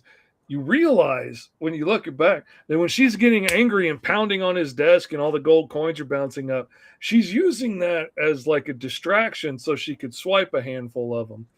And, like, I love the idea that she is literally she's not in the dragon's den. She is in the dragon's mouth, pitching a fit, making a scene, and then like swiping gold straight off his tongue, essentially. And that she's that brazen to do it. I love the idea of this dude being like a pure professional, and he runs a tight ship. I kind of like the Pinky and the Brain aspect. Like maybe all of his bounty hunter employees are not the brightest and not the sharpest, but they're very loyal. And so he puts up with them making stupid mistakes and blowing each other up and stuff from time to time, because he knows they're loyal and they won't turn on him, which is a tough thing to find in biologicals. But so like they might be a little bumbling and stupid, but he's like precise and professional, and like, all right, deal, we'll shake on it. And then you walk away and it's like, yeah, he'll take care of that. Didn't I have a ring? And he just like straight up stole it while you were shaking hands. Like, I love the like just can't help it, has to grab it. Pigmacast, what is up, Pigmacast? Glad to have you in the house. How you Eddie doing? Von B says, beware the golden tongue. That's what she said. But Hey-o. Hi-o. All right, I feel like here we go. We got something over here. We got it. I'm loving the little two-tone kind of a thing. Got that webbed feet kind of pattern. Love the scaling on this. Actually, I did ever since I did the henchmen for when we did the villains. I kind of started trying to implement that a little bit. I like the padding like strapped to the legs. See, that's the kind of details that I like. The figuring out how it's actually going to work on something that the clothes aren't going to just necessarily hang on, like they do on Mhm. us. I like the have to strap it down to his legs aspect. Like I think about how hard it would be to get him into those, like trying to get my dog into a sweater.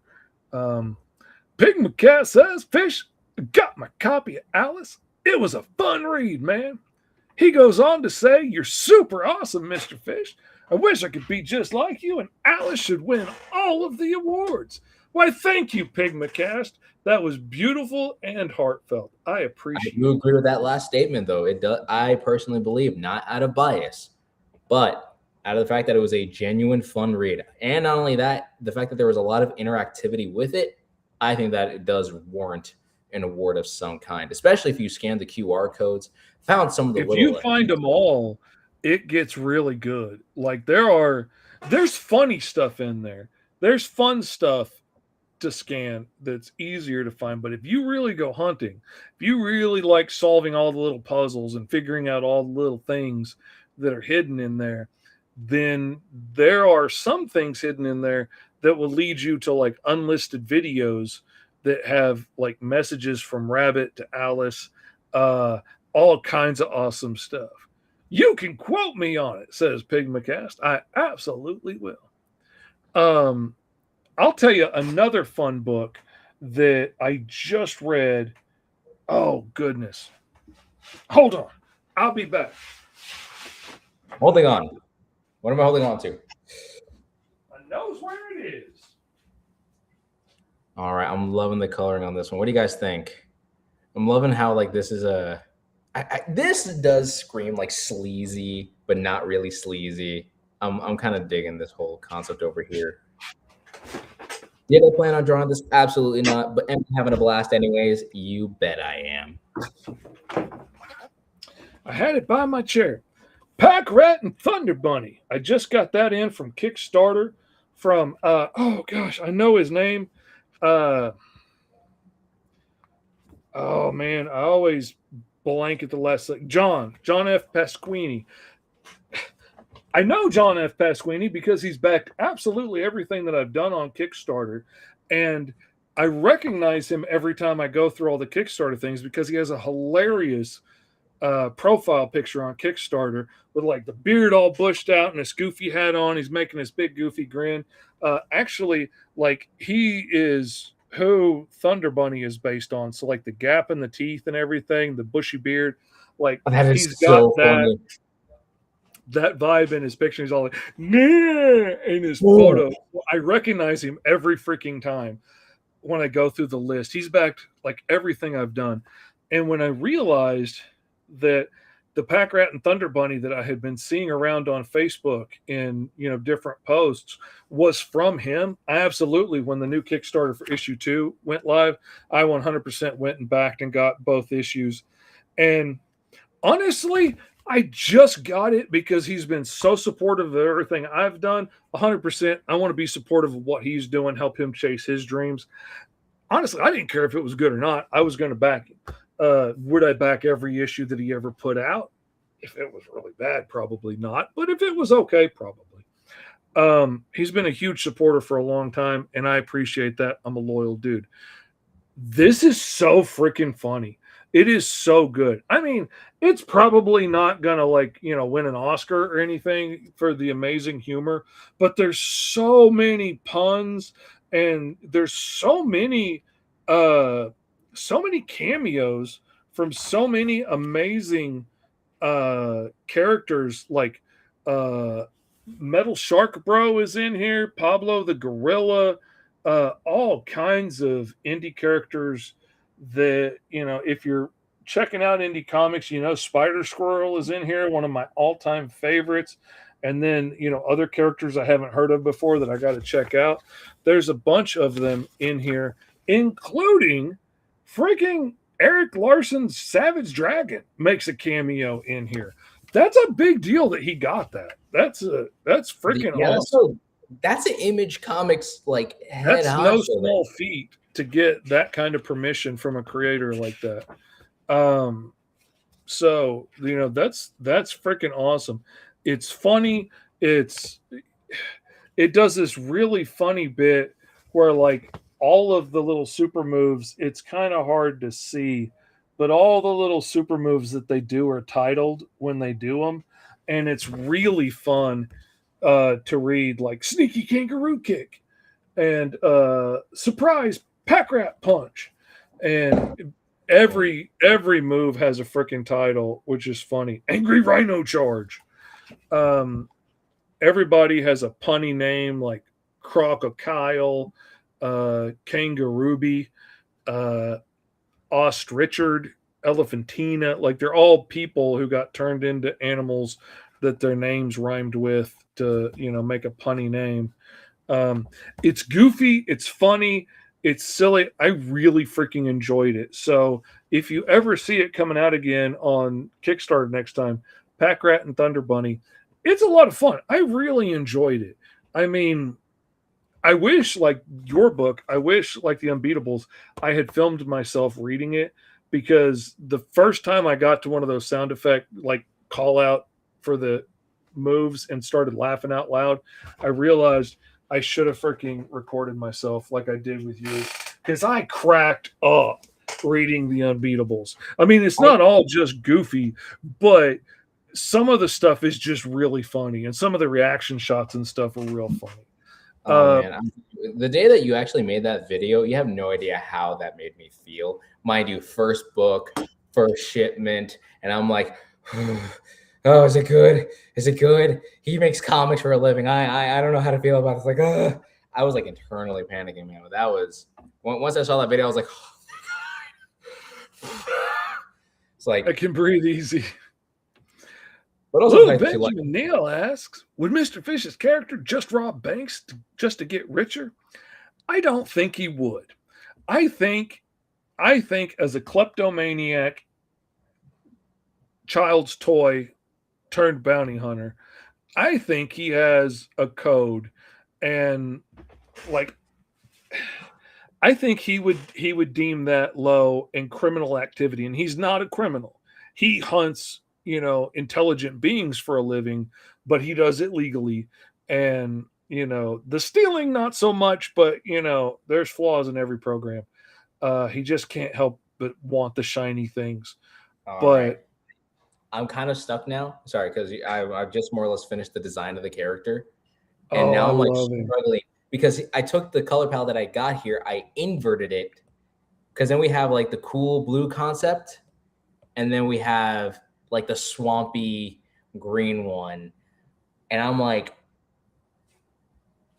I'm kind of like, I'm thinking color changing is what I'm thinking. I'm thinking like to be able to shift colors depending on like how he's feeling and the like ambient temperature around him, I think would be really cool. Like, and then that can also be like a tell of his. Like, yes, he's a conspiracy theorist. Oh yeah, like when he starts getting nervous or getting angry and his color starts to change, or he gets scared and goes into camouflage mode, I think that would be really freaking cool. Because, like, I didn't realize how much even local fish change colors. Like, nobody ever told me that. But, like, I've caught fish before at the lake, and they'd be like the bluegill would have, like, bright blue gills and gold stripes and stuff and bright colors.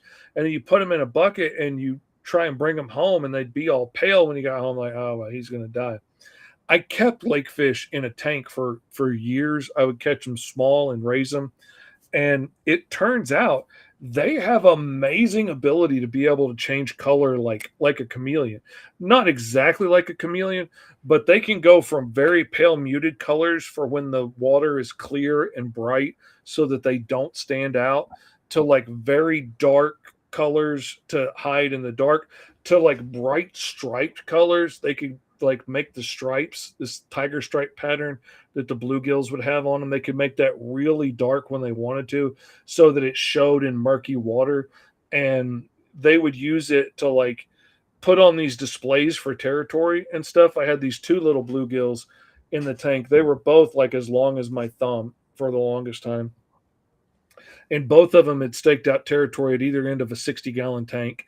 And all day long, they would be in their little area, and they'd be pale as a ghost. And then they would go, bear hurling at each other in the middle of the tank, and then they would get to the middle and they'd turn sideways and they'd turn bright black and they'd be waving their fins and they'd flash their stripes and stuff, and then they'd go back to their corners and turn pale and hide.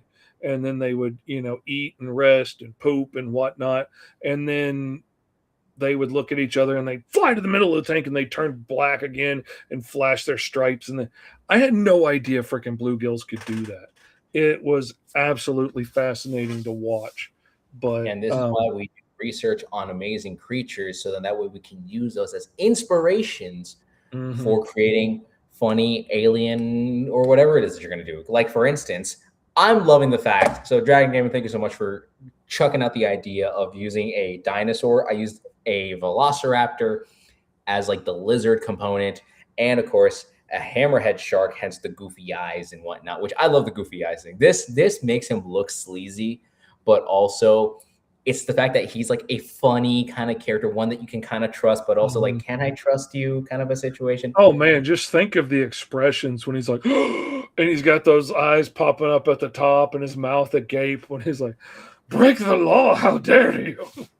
It's like, I never break the law. I am Raksha. Raksha never break law. I am a law-abiding citizen of the Cosmic Coalition. But also, I don't know if am I in trouble or anything like that? But I don't know if I should even trust the Cosmic Coalition, you know what I mean? Because you could get your little fingers and everything, the kind of stuff, you know what I'm saying? Oh, like, speaking of break the law, like, I could see this little koala dude. Like, I could see him causing a giant ruckus in a bar. Everything's getting destroyed. People are getting shot and hurt. And he's like marching towards his target, and he finally like catches him and takes him down. And the cops come busting in, like, what is all this? Yeah, we're taking you all in. He's like, no, hold on. Opens up his pouch and pulls out like, this contract. And he's like, I filed for a permit. And, all of this is perfectly within the bounds of the law when, pursuing a legal bounty. And like, he's filed for like permits to have a group of this size in a place with only one fire exit. Like, he's got all the paperwork filed. Would be so funny to me that he's like so smart on top of things, but still can't help but like steal stuff off of people. So like, he could totally get busted if they check in his pouch and find all the freaking rings and cufflinks and things that he's been swiping off of people. I bet that cigar is even stolen. I bet you he swiped that off of somebody. Oh, 100%. Just because of the kleptomaniac aspect of it. Also, I think that also shows a level of dominance, if you will, in terms of like, absolutely. It's like, look, I could be a law-abiding. That's actually kind of funny. Sorry, I also inverted the color palette. I'm following all the rules, but I'm going to take that ring. But I will swipe this. Thank you very much. Oh, I'm going to take this queen off your chessboard while you're not looking and walk away. No one will notice. No one will ever notice. It's like it's like he uses the law to every aspect of his advantage and whatnot. And it's just like it's like I can imagine Jupiter Jack just being like, you annoying robotic koala. If you weren't so puntable, it's like, if you weren't so abiding by these aspects of the cosmic laws, I would chuck you halfway across the galaxy. Be like, that's it. I'm calling in the cosmic commandos. Where's my earpiece? Who took my earpiece? You're talking about this earpiece. Give me that.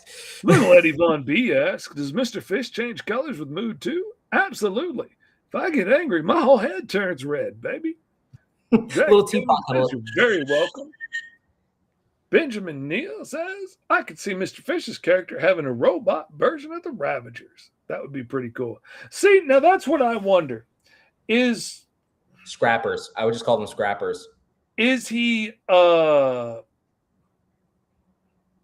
specious, for lack of a better word? Like, does he only want to employ other inorganic beings to do his bidding? I like how you're also using, because again, it might have been like a term used in the Star Wars books, but the idea of them, like, he has to call them biologicals and then, like robotics. So he, either Colin's like, he's like, I gotta trust another bot for this mission. You biologicals will never understand the intricacies of how we can try to hack into mainframes over here. Like, I can see him kind of like being a little bit, but in a way, it's kind of like an HR thing where it's like, I feel like he only does it to the point where it sounds like so many biologicals so he doesn't like break any rules. Oh my God. oh my God, if this was Star Wars,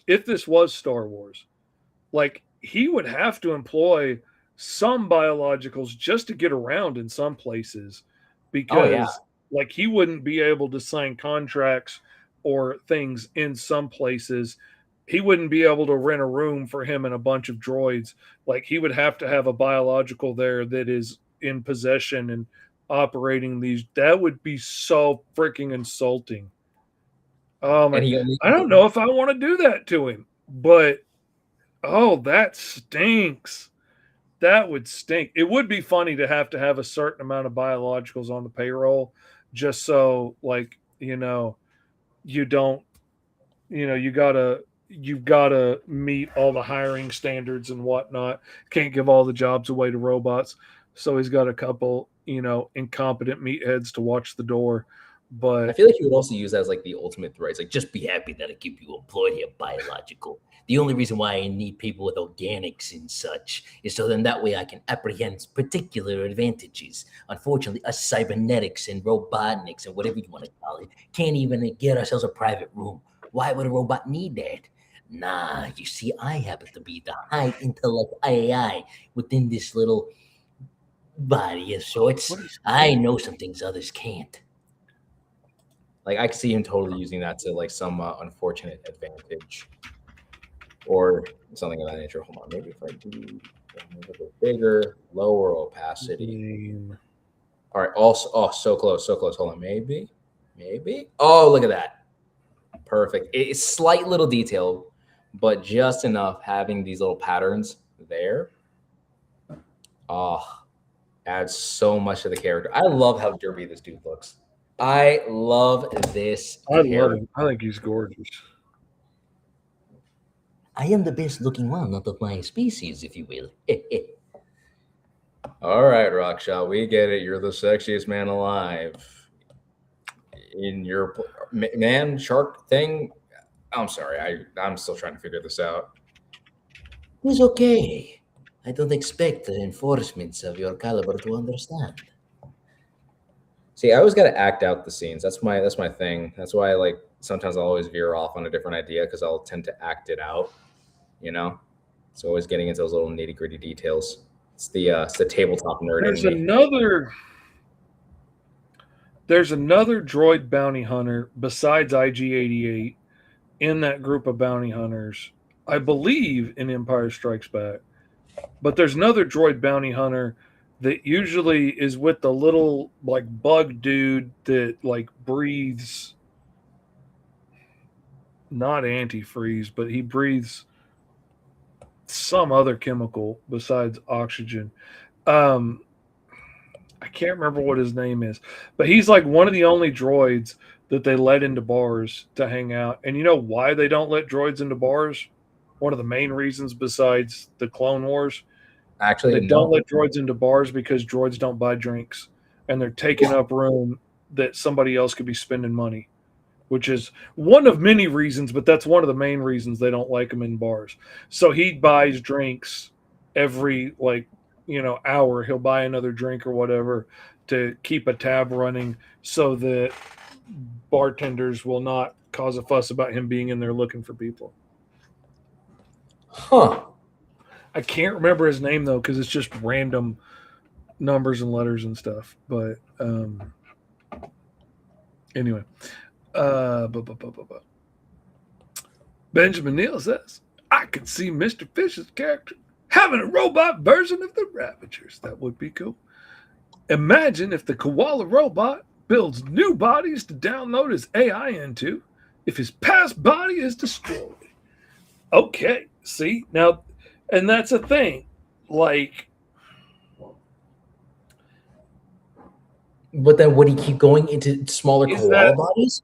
Or is would that he possible even? Like, I wonder how much of a robot's mind, like if you built a sentient robot, how much of its mind is programming and how much of its mind, like Commander Data in Star Trek, is a combination of the complex wiring and design of its brain that makes it sentient? Like that's where the real question is. Because if it's a design in that body, can you one for one copy that over to another body and have it work? Or would you just be moving life into a new body, like moving batteries into a new toy and turning it on, but it's a whole new toy? It's not the one that you had before.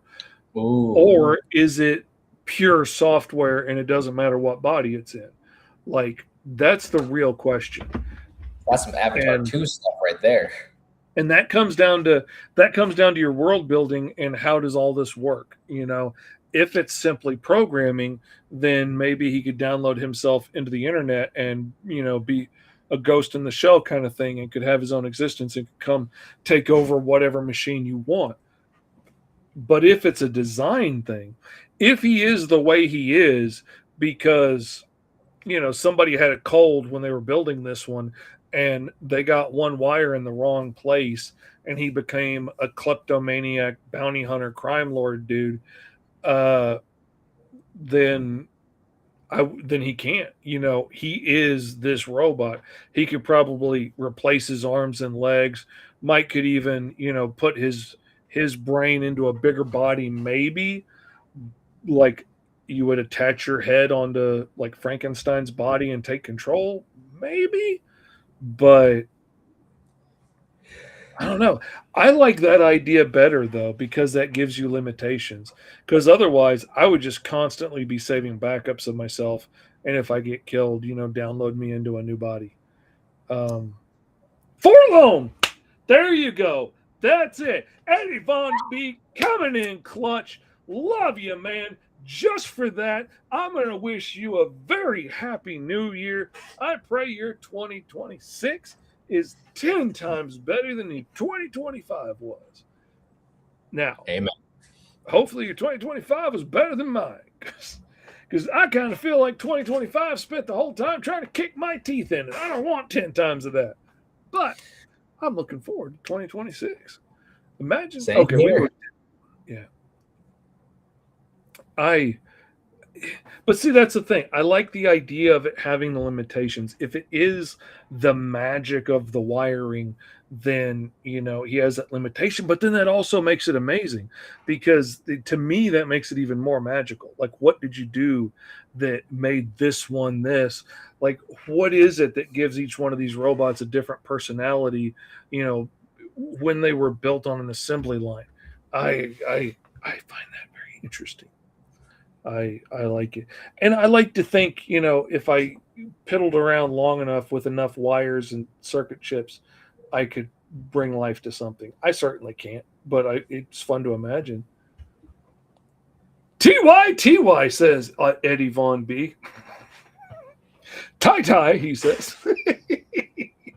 I could use a good year. 2025, whoop my butt, so I'll take it. LOL.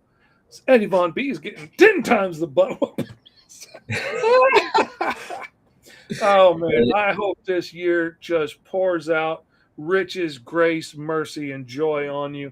I hope you struggle to keep your head above all the awesomeness that comes swamping you in 2026. That's what I hope. Coming in clutch with the forlorn. That's a deep pull. Most people, I Googled trying to find that name, and all I could get is robot bounty hunters in Star Wars. Oh, you mean IG-88? Robot bounty hunters other than IG-88. Oh, you mean IG-88? No, I don't. The legend Mandy could hear is Davis the Great White possesses ships himself, slowly controlling the crew through his ghostly webs, turning them against each other. And suddenly, the ship disappears. I like that idea. I like that idea a lot. Oh! You just reminded me of an idea, and I'm probably not going to be able to find it. I'm going to look for it, though.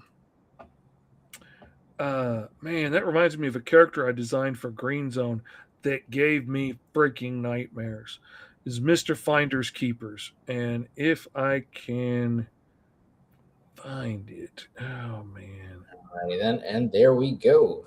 I like to add a little hologram thing there, just to kind of give it that little techno edge. Yeah, that's cool. I'm actually really loving the way this guy came out. But I will also say, I do hope for everyone that, in the next year or tomorrow, but I do hope that in 2026 that we will be able to pursue a lot of our endeavors. I know for me, definitely got to start locking in on one book and really stick through it. And not only that, I'm also excited for what the new year has to bring, especially my very first, con that I'm invited to. Again, I'm not sure on the specifics of such things. Again, Mr. Fish is only yet to tell me more of that, but I can't wait to see where this show goes. I'm really hoping the more consistent that we are, hopeful that we'll be able to bring newer fans, still keep the legendary ones that have been here since day one, and again, to roll up amazing characters. Hopefully one day we'll be able to create awesome characters that'll spawn the idea of even creating either a mini one-shot comic, or depending on how awesome these characters or these cool ideas that we get to come up with, one day I will be able to create 3D printed renditions of these characters, have them shipped off to those who have been with us since day one. I'm really hoping, that 2026 brings fantastic stuff. I'm hoping that at least on the Ultra comic side of things, that I'll actually happen to have at least more than one book done. And then also being able to do more with Roll for Hero, even probably do some solo episodes and such. And of course, touching on many other things. Now that is horrific. What am I looking at? This is the idea that I had, Dragon Gaming, that I was wanting to share. This is Mr. Finders Keepers, and he is an alien that crash landed on the Earth of Green Zone, and his species is essentially like a balloon. Like it's a alien mushy flesh plant thing, but it's full of gas and it floats and it tethers itself with neural fibers someplace, and it usually will tether itself to a being of some kind, and it might hop from being to being, and it lives symbiotically off of the psychic energy that it gets from that being's brain. And usually it's not a terribly bad symbiotic relationship if you can handle having a giant floating plant meat thing floating in the air behind you everywhere you go. That would be kind of hard if you were a prey species trying to hide and you got a big balloon bubbling over your head everywhere you run. But eventually he gets so big that he can't just be attached to homeless people wandering around. So eventually at some point he tethers himself, and then he starts drawing more people in and attaching to them and feeding off of their psychic energy, and he controls them completely like puppets, but they're all bound to him with this neurofiber webbing, so they can go really far. Like they could probably walk 100 yards away from him, but there's this neurofiber webbing stretching back to him, and if you cut it, then the feed's cut. If they've been there long enough, they can't function without him anymore. But they become way too dependent on him keeping their body running and stuff. But he feeds off of it the more he gathers. And eventually, he gathers a group of homeless people that walk around in a group. And eventually he goes into a warehouse and tethers himself. And then people's parents start disappearing. Like you go to the store for a pack of cigarettes and dad never came back. And the kids start singing these rhymes about Mr. Finders Keepers. And, if your mommy goes out wandering at night, Mr. Finders Keepers is going to get her and he'll take her away and she'll never come back. And he will. If he catches you by yourself, he will get you and he will tie you into the web and you will never leave. And eventually they stumble in accidentally and find all these people tethered in here to this thing. And I love the idea. I can't wait to tell it. Eddie Von B says, full of gas and floats looking over your shoulder all the time. You drew my mother-in-law. Bump, says Uncle Fish. Dragon Gaming says, wow, that's super cool, Fish. You're amazing and sexy. Thank you, Dragon Gaming. Benjamin says, imagine if there's a parasitic species that attaches themselves to other species like Mr. E's character, but mutated them, Resident Evil style. That's a pretty cool idea. See, there's another character I've got that came straight out of the role-playing game I've run my kids through forever. It was the first guy they ever fought. I called him the Purple Man at the time because I didn't have a better name, and they had no idea who Marvel's Purple Man was, so it didn't matter. But he has no superpowers himself, but he can mutate other things. And so he can grab anything he wants and touch it and mutate it into a bigger version or a scarier version or make it mix things together. Uh, Fun little note in Green Zone issue 2, I think there is a mutated rat bug that has like bug wings and multiple eyes and stuff that steals Virgil's last crackers that he was going to eat. That Yep. was mutated by that guy. It doesn't say that anywhere. It doesn't say it anywhere at all, but that rat's mutated because of him. That's just a little bit That's like of bonus feature type canon stuff. lore in my brain that I was hoping to get to at some point, but may never get to touch on. But it's cool. That's why it's there. It's because that. I love this so much. This is just a lot of fun, man. We're building it up. So we're already like what 1/3 of the way in, and now we're entering into the second third. Oh man, we're about halfway through season 2. Like next episode will be 6. So that's crazy. Yeah. So for anyone who doesn't know too, like it's a really dumb gimmick that I kind of came up with, where it's like we do this entire show in 12 episode increments because of the fact that our show is like 12, like either characters long, if you will, because we have ROLL, the number 4, so 1, 2, 3, 4, and then hero, which is 1, 2, 3, 4, HERO. So 12 whole episodes. It's a perfect rounded amount. It's also the amount of faces on 2 typical role-playing dice, or 2 of these little dice right over here. It was a perfect gimmick for some reason. I thought it was funny, but I love the idea of it. His numerology itch. That's what he's saying. Exactly. But also, it's like 12 episodes is just enough. It's long. It's long enough to be. It's too short to be long. It's too long to be short. So it's in that weird. I really like the idea of us doing one theme like we did this time. I really like the idea of doing that in 12 episode bites because it gives us enough time to really delve into a world and really do something with that idea. And then we can move on to something else and come up with a new idea or go back to an old idea or do one season just picking people's fan art and redesigning it in our own style, whatever we want to do with it. But I like being able to do it in chunks like that and know this is a cohesive unit that's all about this thing. And I really like that part. If it was a 52 episode season, that would be a lot. That would be a lot of spinning in one world. And we would have so much. We kind of beat a dead horse at that point. Yeah, so, pretty much. And not only that, also we get to dive into it. But it's like you like it enough to kind of be like, oh, okay, that's pretty cool. And then you get to move on to something else. Like, again, we have so many other ideas. And like, again, from season 1 of this show, we've kind of more or less developed an entire cyberpunk world, kind of a bit of a steampunk world. Or, not only that, even like heck, off of episode 1, I came up with when we did the elemental character, I came up with the idea of calling it the Primal Empire. I feel like with the title like that's like Star Wars. Anything can kind of happen in that world. Like imagine the amount of stories that end up happening in the Primal Empire. Like I would love to see diving into worlds like that, or the steampunk universe, the cyberpunk universe, or not only that, but Mr. Fish and I were talking before we got, recording and, having to be on stream right now. Is like talking about the idea of creating like creating an entire list.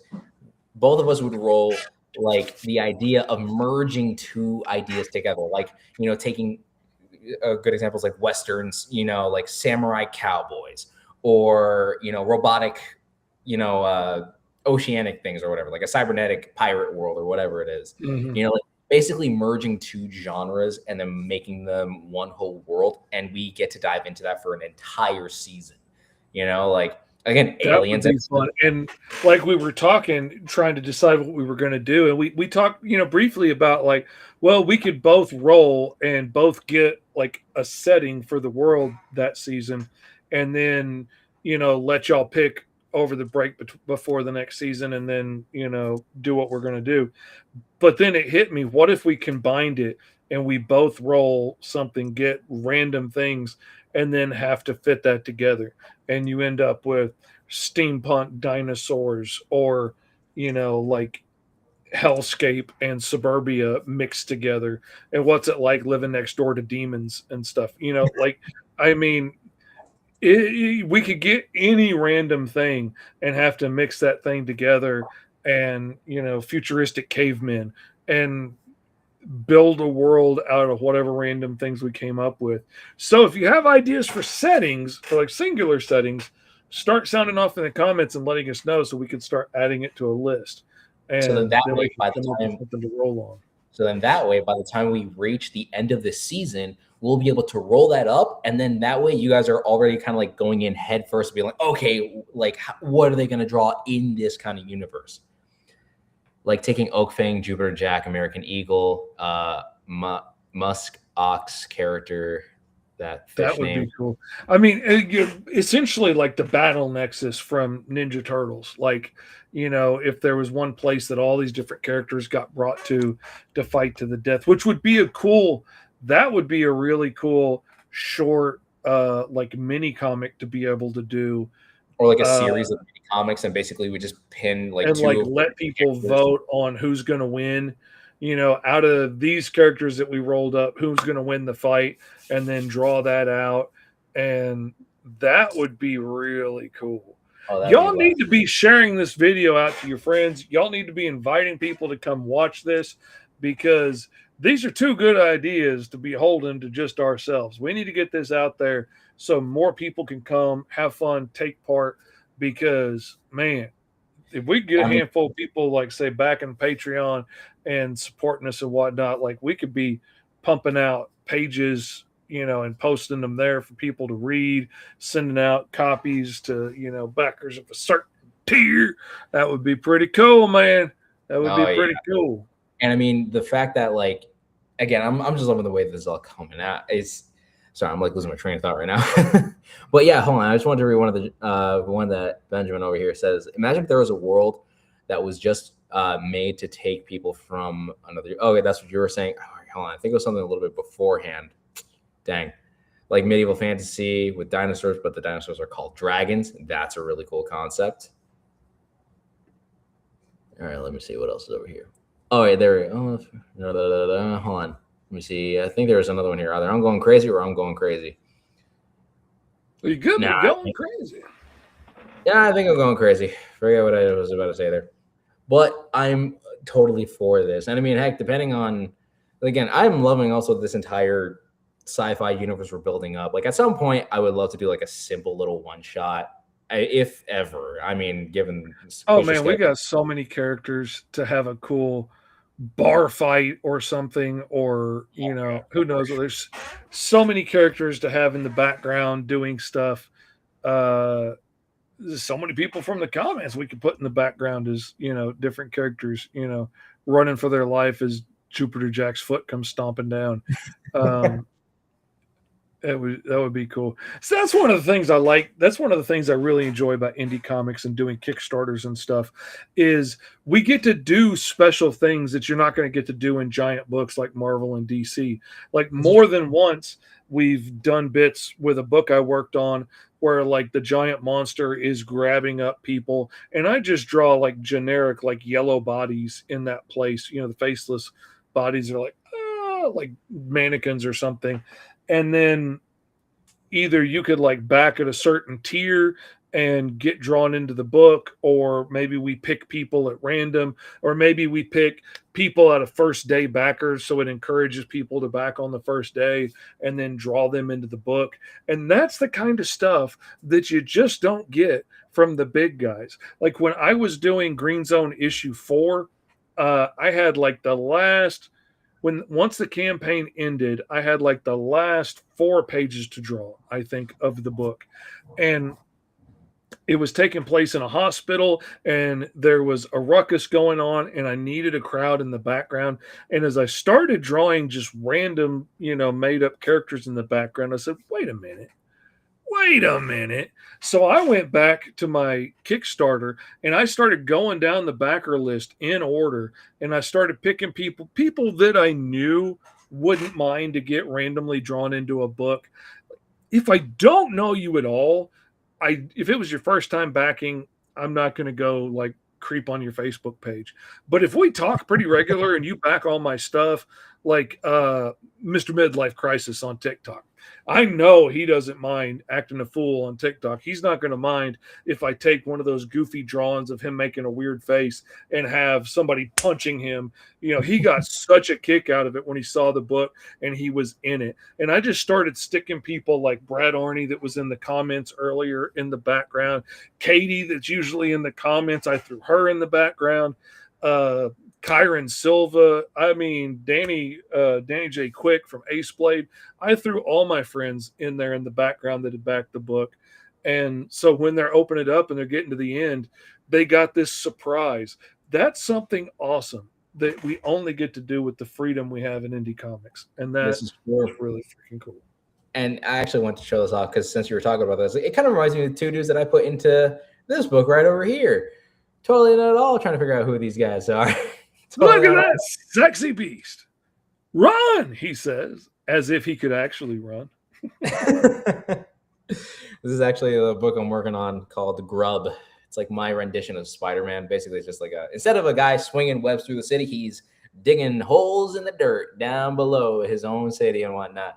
He's destroying the foundation of his city, one crime at a time. Exactly.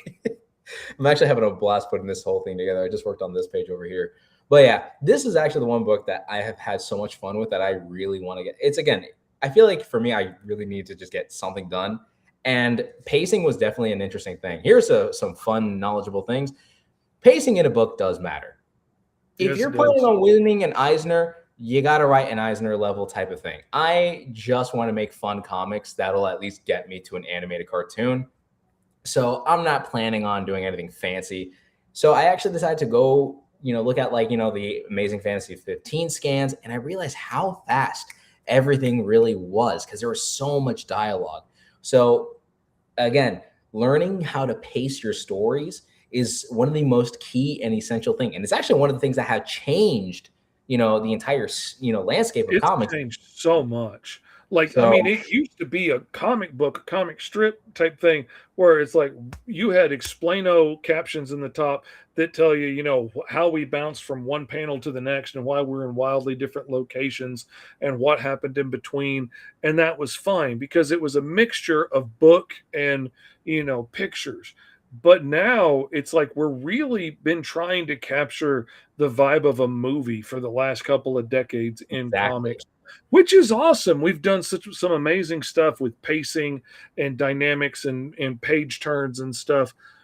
But it also kind of takes away some of that fun of when last we saw our hero, he was dangling off the side of a volcano. And, and just the fun that you can have with, suddenly they're back in the Batcave and, just exactly. all those. And that's exactly what I wanted to do with this. And that's why I did for kicks and giggles. I was like, let me just try something out here. So I took from my long formatted concept of the Unbeatables, which I was treating it like a cartoon episode where you had to show off almost every scene. And now I decided to go for the whole classic, like using the panel boxes, thinking of it like if Stan Lee was, writing a comic book and whatnot. And I had so much fun just quickly putting these things together. I let some scenes play out a little bit, but then I put the descriptions in there, quickly and efficiently telling you what you need to know. And then eventually we get right into it. This is like page 5 and you're already being introduced to a giant monster. And then, I have and that's fun. My books my goal was that I want to make fun, simple books and hopefully one day get a cartoon out of it. So, I mean, that's more or less my whole thing there.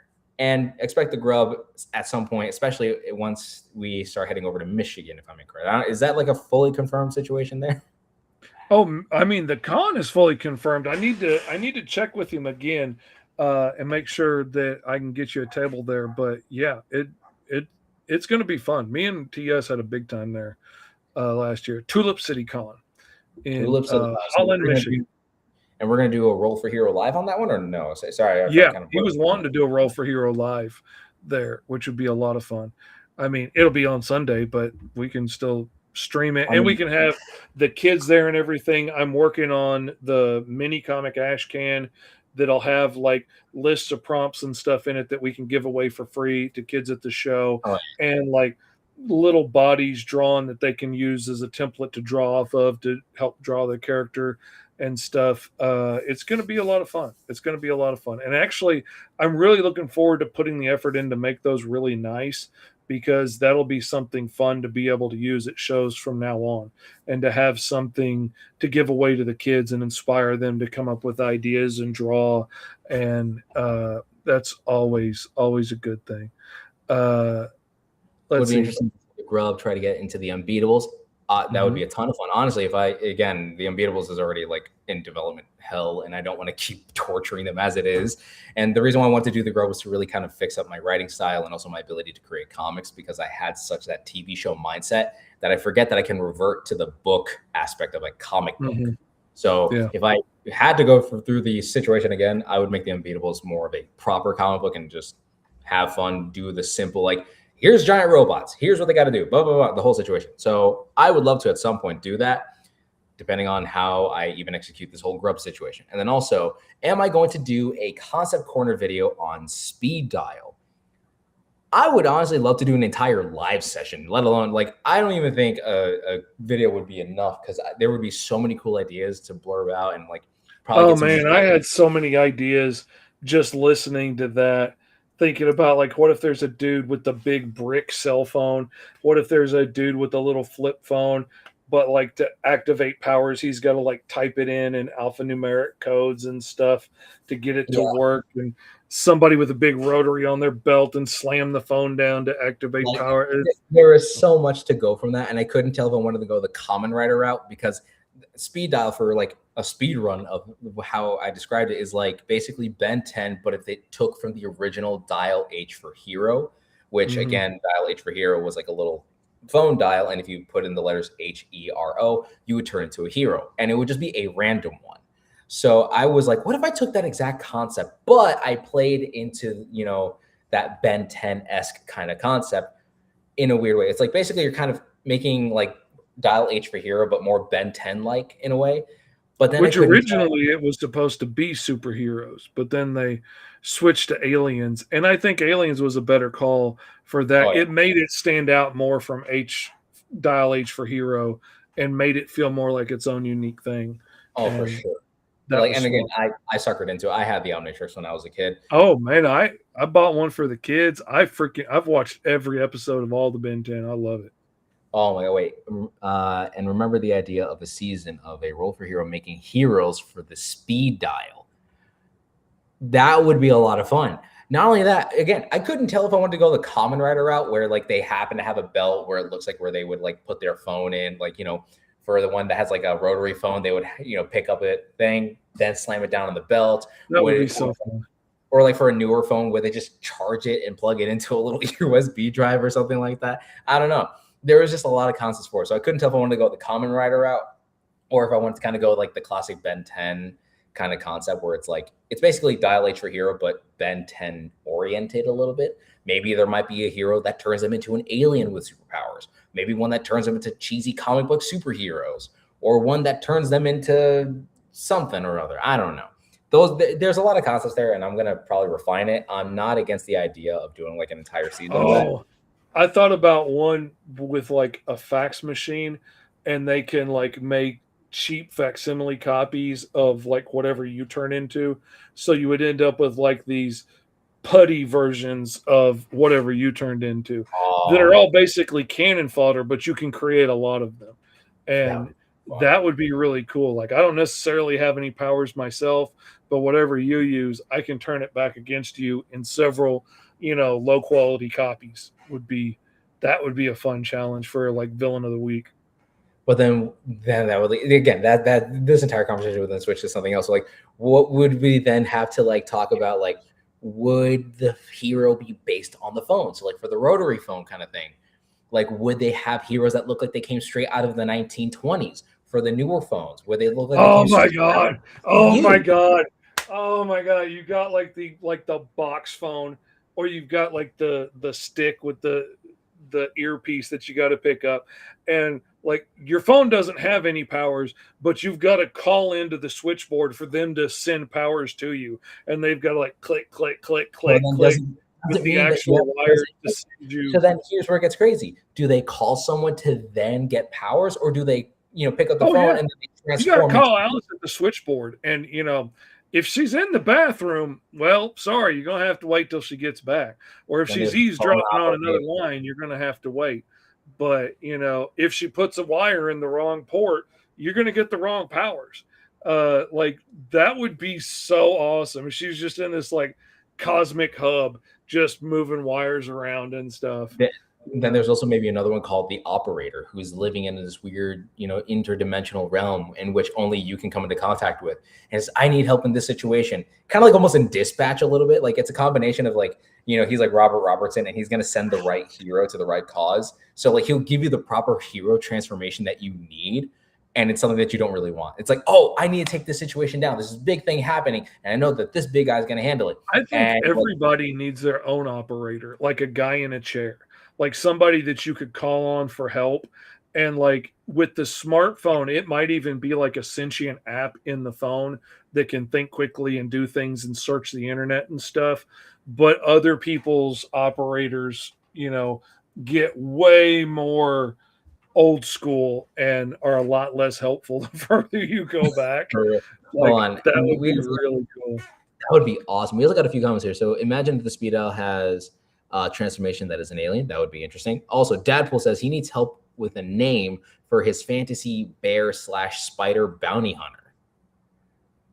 I don't know why I thought of arachnid and grizzly, like grizzly achnid, or the grizzly web. Trap door spiders, jumping spiders, black widows. There's also tarantulas, brown recluse, tarantula brown bear recluse. But imagine different Speed Owl users being able to transform into different heroes or villains. I feel like there would also have to be a different set of like, you would have the hero phones and then you would have the villain ones. Oh yeah. So then like that would be something interesting. Oh man, the I love that. Are all like on Cricket or something with bad reception. Man. See, that's how I got the name for reindeer games, is I just started playing around thinking like what goes with reindeer, what could I make that would work. So I like thinking around bears and dens and claws and fangs, and they both have fangs. Fang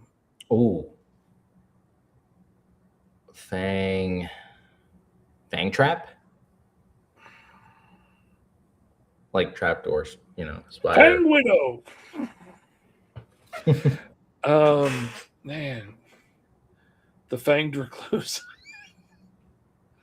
It feels like something with brown recluse and brown bear would, but bear recluse and recluse bear doesn't work. I think grizzly would be fun. What is Ursa? Ursa minor, Ursa major, Ursa for the bear.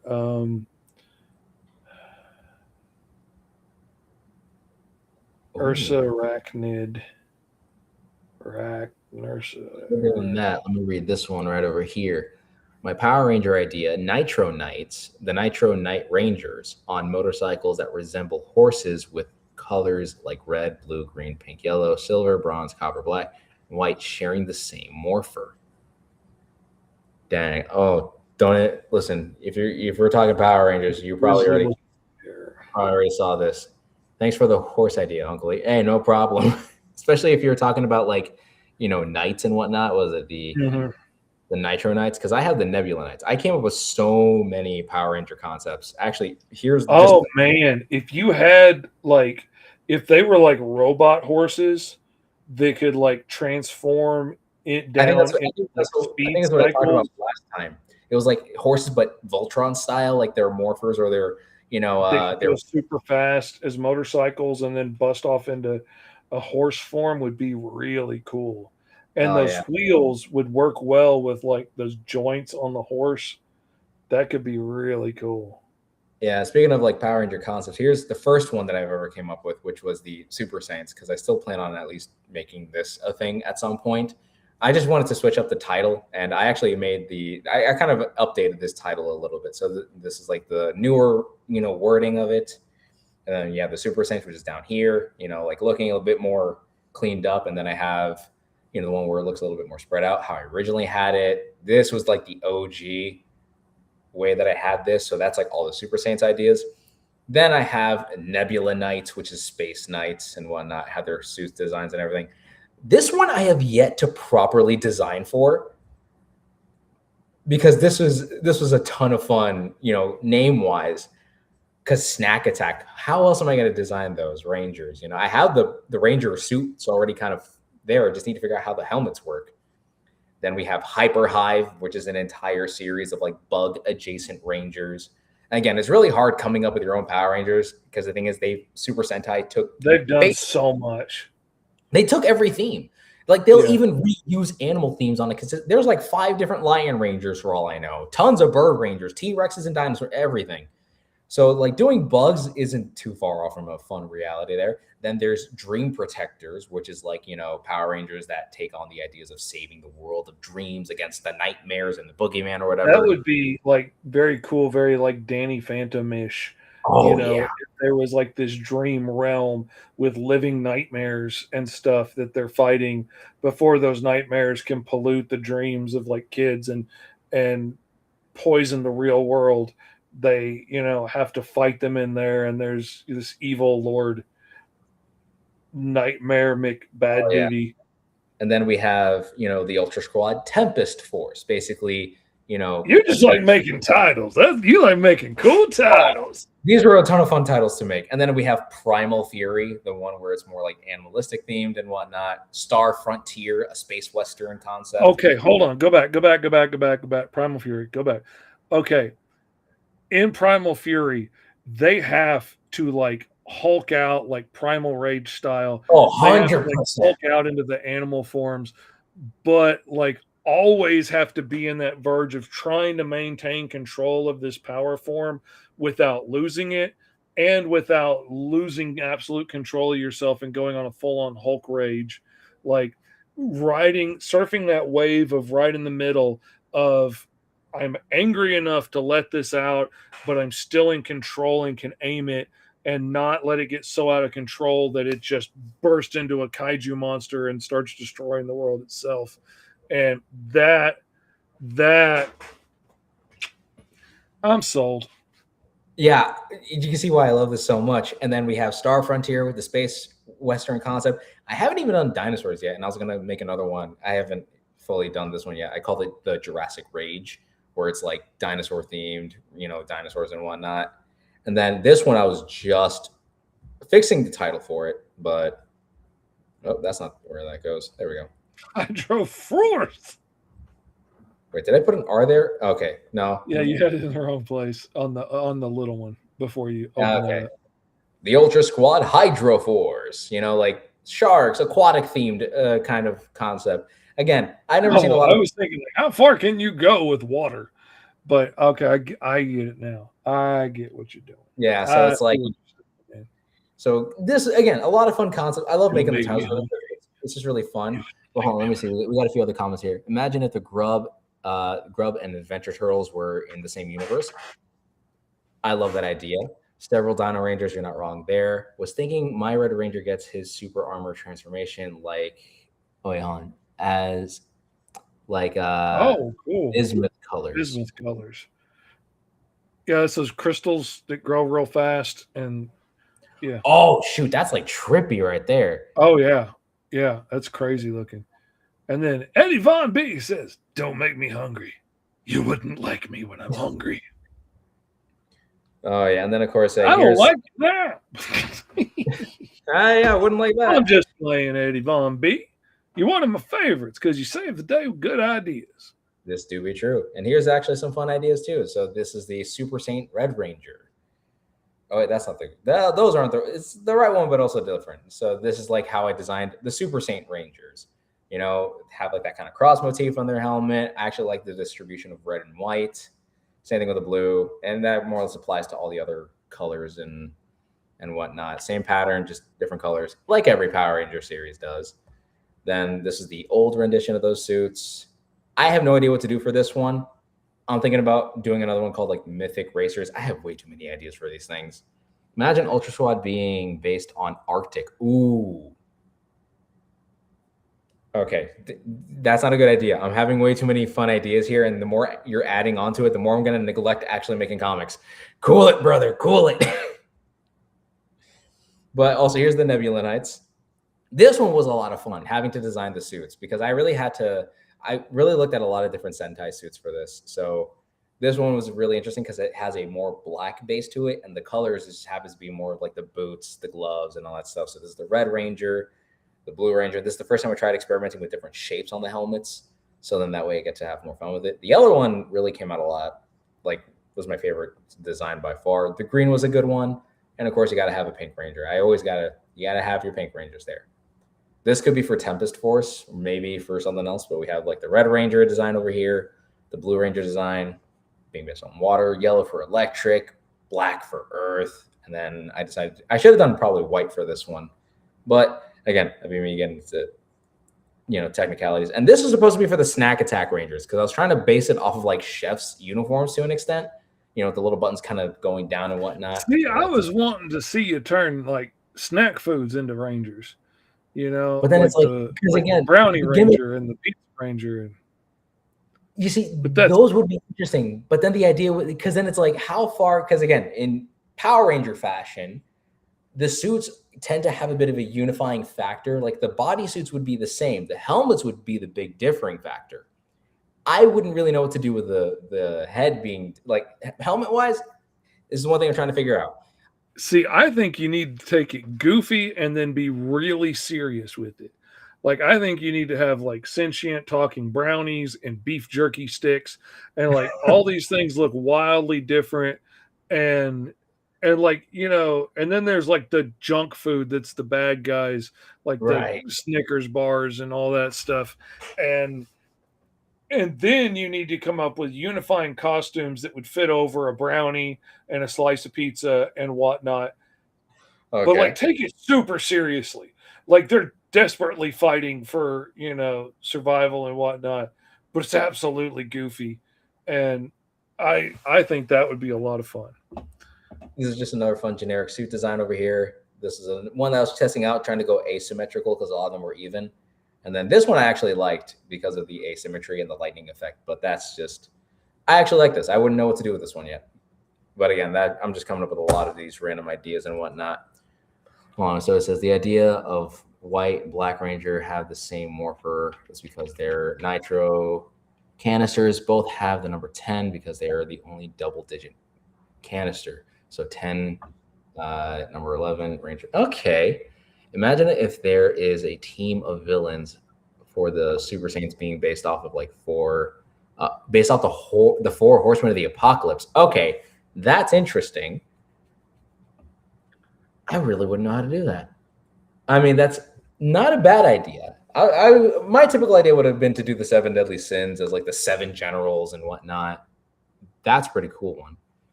You can make the Pink Ranger into a white with pink accents, kind of like how they did in Wild Force. You're not wrong there. Rabid Squad. What happens if the squad gets caught in some kind of virus or space anomaly that they don't know they have until they change their rabid. Oh, and like rabid and other crazy. Oh, okay. But I feel like that would be part of either Primal Fury, or that would be like maybe something that would happen in Primal Fury. Who knows? And again, if I was going to do anything like that, okay, I would want to do something more on the fun. Now I can zoom in on Deadpool's drawing. This is the one he's trying to get a name for. He's thinking, what do you say, Grizzly Trap maybe right now, something like that, which I think has potential. I don't know if it's dead on yet. Hold on. But I feel like we're trying to go too crazy with the name. I feel like you got to go simple. Bear Trap. Oh my freaking God. That is absolutely 100% it. That is Uncle E for the gold medal, ending the year with a bang. That has got to be one of the best names, second only to Deceptile, that we have heard all freaking year. Bear Trap is freaking amazing. Again, you gotta go Oh back my to God. basics. I don't know how I missed You it. gotta go back to basics because the part of me thinking is like, wait, trapper, spider, bear, and then for some reason it clicked with bear trap, and I'm like, that's a perfect name for this thing. Yeah, it is absolutely great. It even has Eddie that- Von B says, Rabbit Squad. What happens if the squad got caught in some kind of virus or space anomaly that they don't know that they have until they change? And when they change, they're rabid and crazy and can't be stopped. I love it. Deadpool reiterated Bear Trap like he just came up with it. Exactly. But it's sometimes you got to go back to basics and simplistic things. You know, it's like it was there. It was there the whole time. You knew it was there. You just wanted us to know if it was there. You know, he was going to find it eventually. Somebody had to step in it, but bumps. Exactly. But if anyone, okay, I like it, says Deadpool. Maybe don't always go with the T-Rex as the Red Ranger. Not a bad idea. If anything, I think Cosmic Fury, or not Cosmic Fury, it was Dino. I want the Pink Ranger to be a T-Rex. I think that's what it was. That's what I want. I think that's what happened. Was there? In Dino Charge, if I'm incorrect, I'm wrong, but I think in Dino Charge, it was the Pink Ranger being a T-Rex. I could be wrong.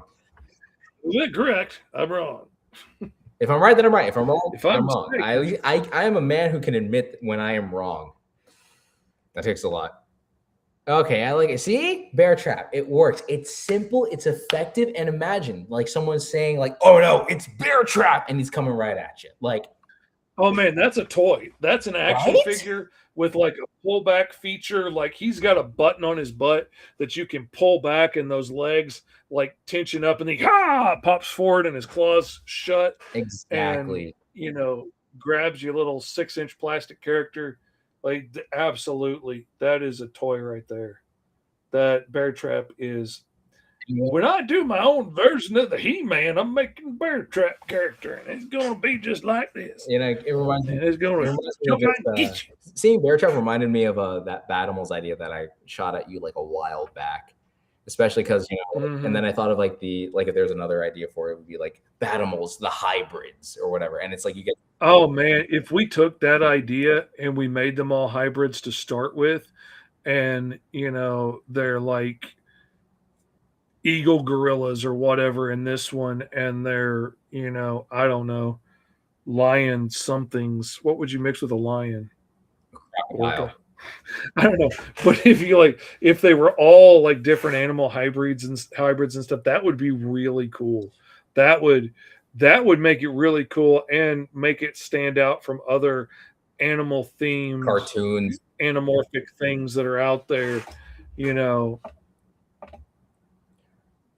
could be a whole season on Roll for Hero. The Batimals universe, getting to see that's like you roll where one we animal, go. I roll one animal. We try to figure out how those two work. We let the chat vote which one's the superior variation.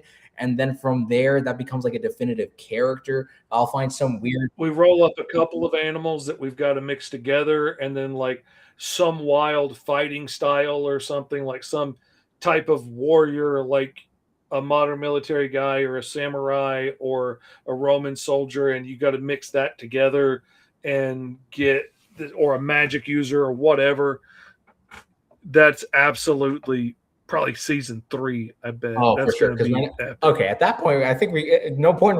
We need to have enough followers at that point that it makes sense to do a comic book to send out at the end of it, because we're going to have way too many good ideas that we need to put into a comic book. So I'm telling all y'all to get out there. I'm asking you Deadpools and you Benjamin Neals and you Dragon Gamings and so on and so forth to share this out with your friends, even Eddie Von B. If you see one, get them to share. Webpaw is a good name. Honeyweb. Ooh. See, Honeyweb is actually his partner. Bear Trap has a partner named Honeyweb. That's the sexy femme fatale with the big abdomen. Yeah, buddy. That's Honeyweb. Lion Crab Samurai. Okay, see? See, I smell what you're stepping in, Dadpool. We're going to make this happen, but y'all got to get out there and share to your friends. Share the show. Put the Roll for hashtag Hero. Roll for It's Hero going to dominate picture. 2026 and onward. Guys, here's the goal. Listen. Okay, should we? Okay, I'm going to probably regret it if I ever made like if we get this type of channel to having an X amount of viewers or whatever, and then we'll actually have to do something about it. You know what I mean? Like if say we managed to get a solid 500 viewers and, try to get them all chatting up into this entire thing, we'll manage to at least get one book out or of whatever universe we're in, whether it's the steampunk, the cyberpunk, this entire sci-fi universe, or, letting them dictate what we're going to do for season 3. Who knows? Guys, Roll for Hero has to dominate 2026. When the new year begins, absolutely. Roll for Hero has to be on par with, it has to be common knowledge. I want some random high schooler out there to be like, guys, it's Wednesday. Roll for Hero's on. The 2 weird uncles are drawing again. I want that to be a thing in 2026. I need this to happen. I want people to be like, I'm excited for Wednesday. I can't wait for it to be Wednesday. Why? I get to roll up a funny, weird character and talk to 2 weird uncles about it. Imagine making a hero who can call forth the animal spirits, like they do in Power Rangers Jungle Fury. It's like Tarzan, but crazier. Mm-hmm. Teddy the Legs. Oh, yeah. Teddy the Legs.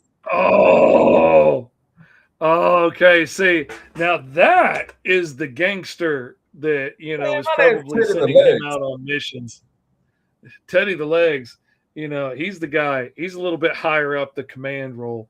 Roll for Hero must be like Dominus, must be Lord over everything, says Dragon. Exactly. We need this.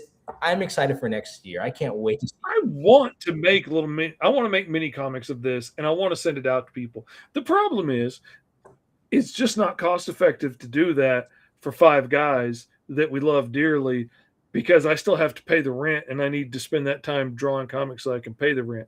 But if we could get the channel to where it could make, a couple of bucks, I could afford to spend a little more time drawing this, and it wouldn't take long to put a comic book out and send it. There was one thing that my cousin mentioned. So my little cousin ended up watching one of the episodes, and he had the, very unique idea of depending on how we execute the show later down the road, people from the chat could pitch in a couple bucks, and then depending on how much money they put in, that could affect how we draw a particular character or something of that caliber. Oh yeah, I would love to have the Patreon where we have votes and stuff of. See, that's what I think would be so fun if we could do this together with the chat and us, and we come up with the characters on the show. Y'all help us come up with awesome stuff. We talk out ideas, but then when it really comes down to writing it, maybe we're doing a live stream just to the Patreon, on Friday or something as we're drawing on pages, and be like, okay, we're going to do a poll on who's going to win this fight. Does the bad guy come out victorious or does the good guy come out victorious? And let them vote and let it happen and make the story together would be so much fun. And then we get T to come into this as we strap him down into a chair, be like, you're going to write this for us now, 100%. If he wants to. Dragon Gaming says, I hope everyone here has a happy new year. And a happy new year to you, Dragon Gaming. Thank you, Dragon Gaming. Without you, Dragon Gaming, I would not have created this hysterical concept of a shopkeeper.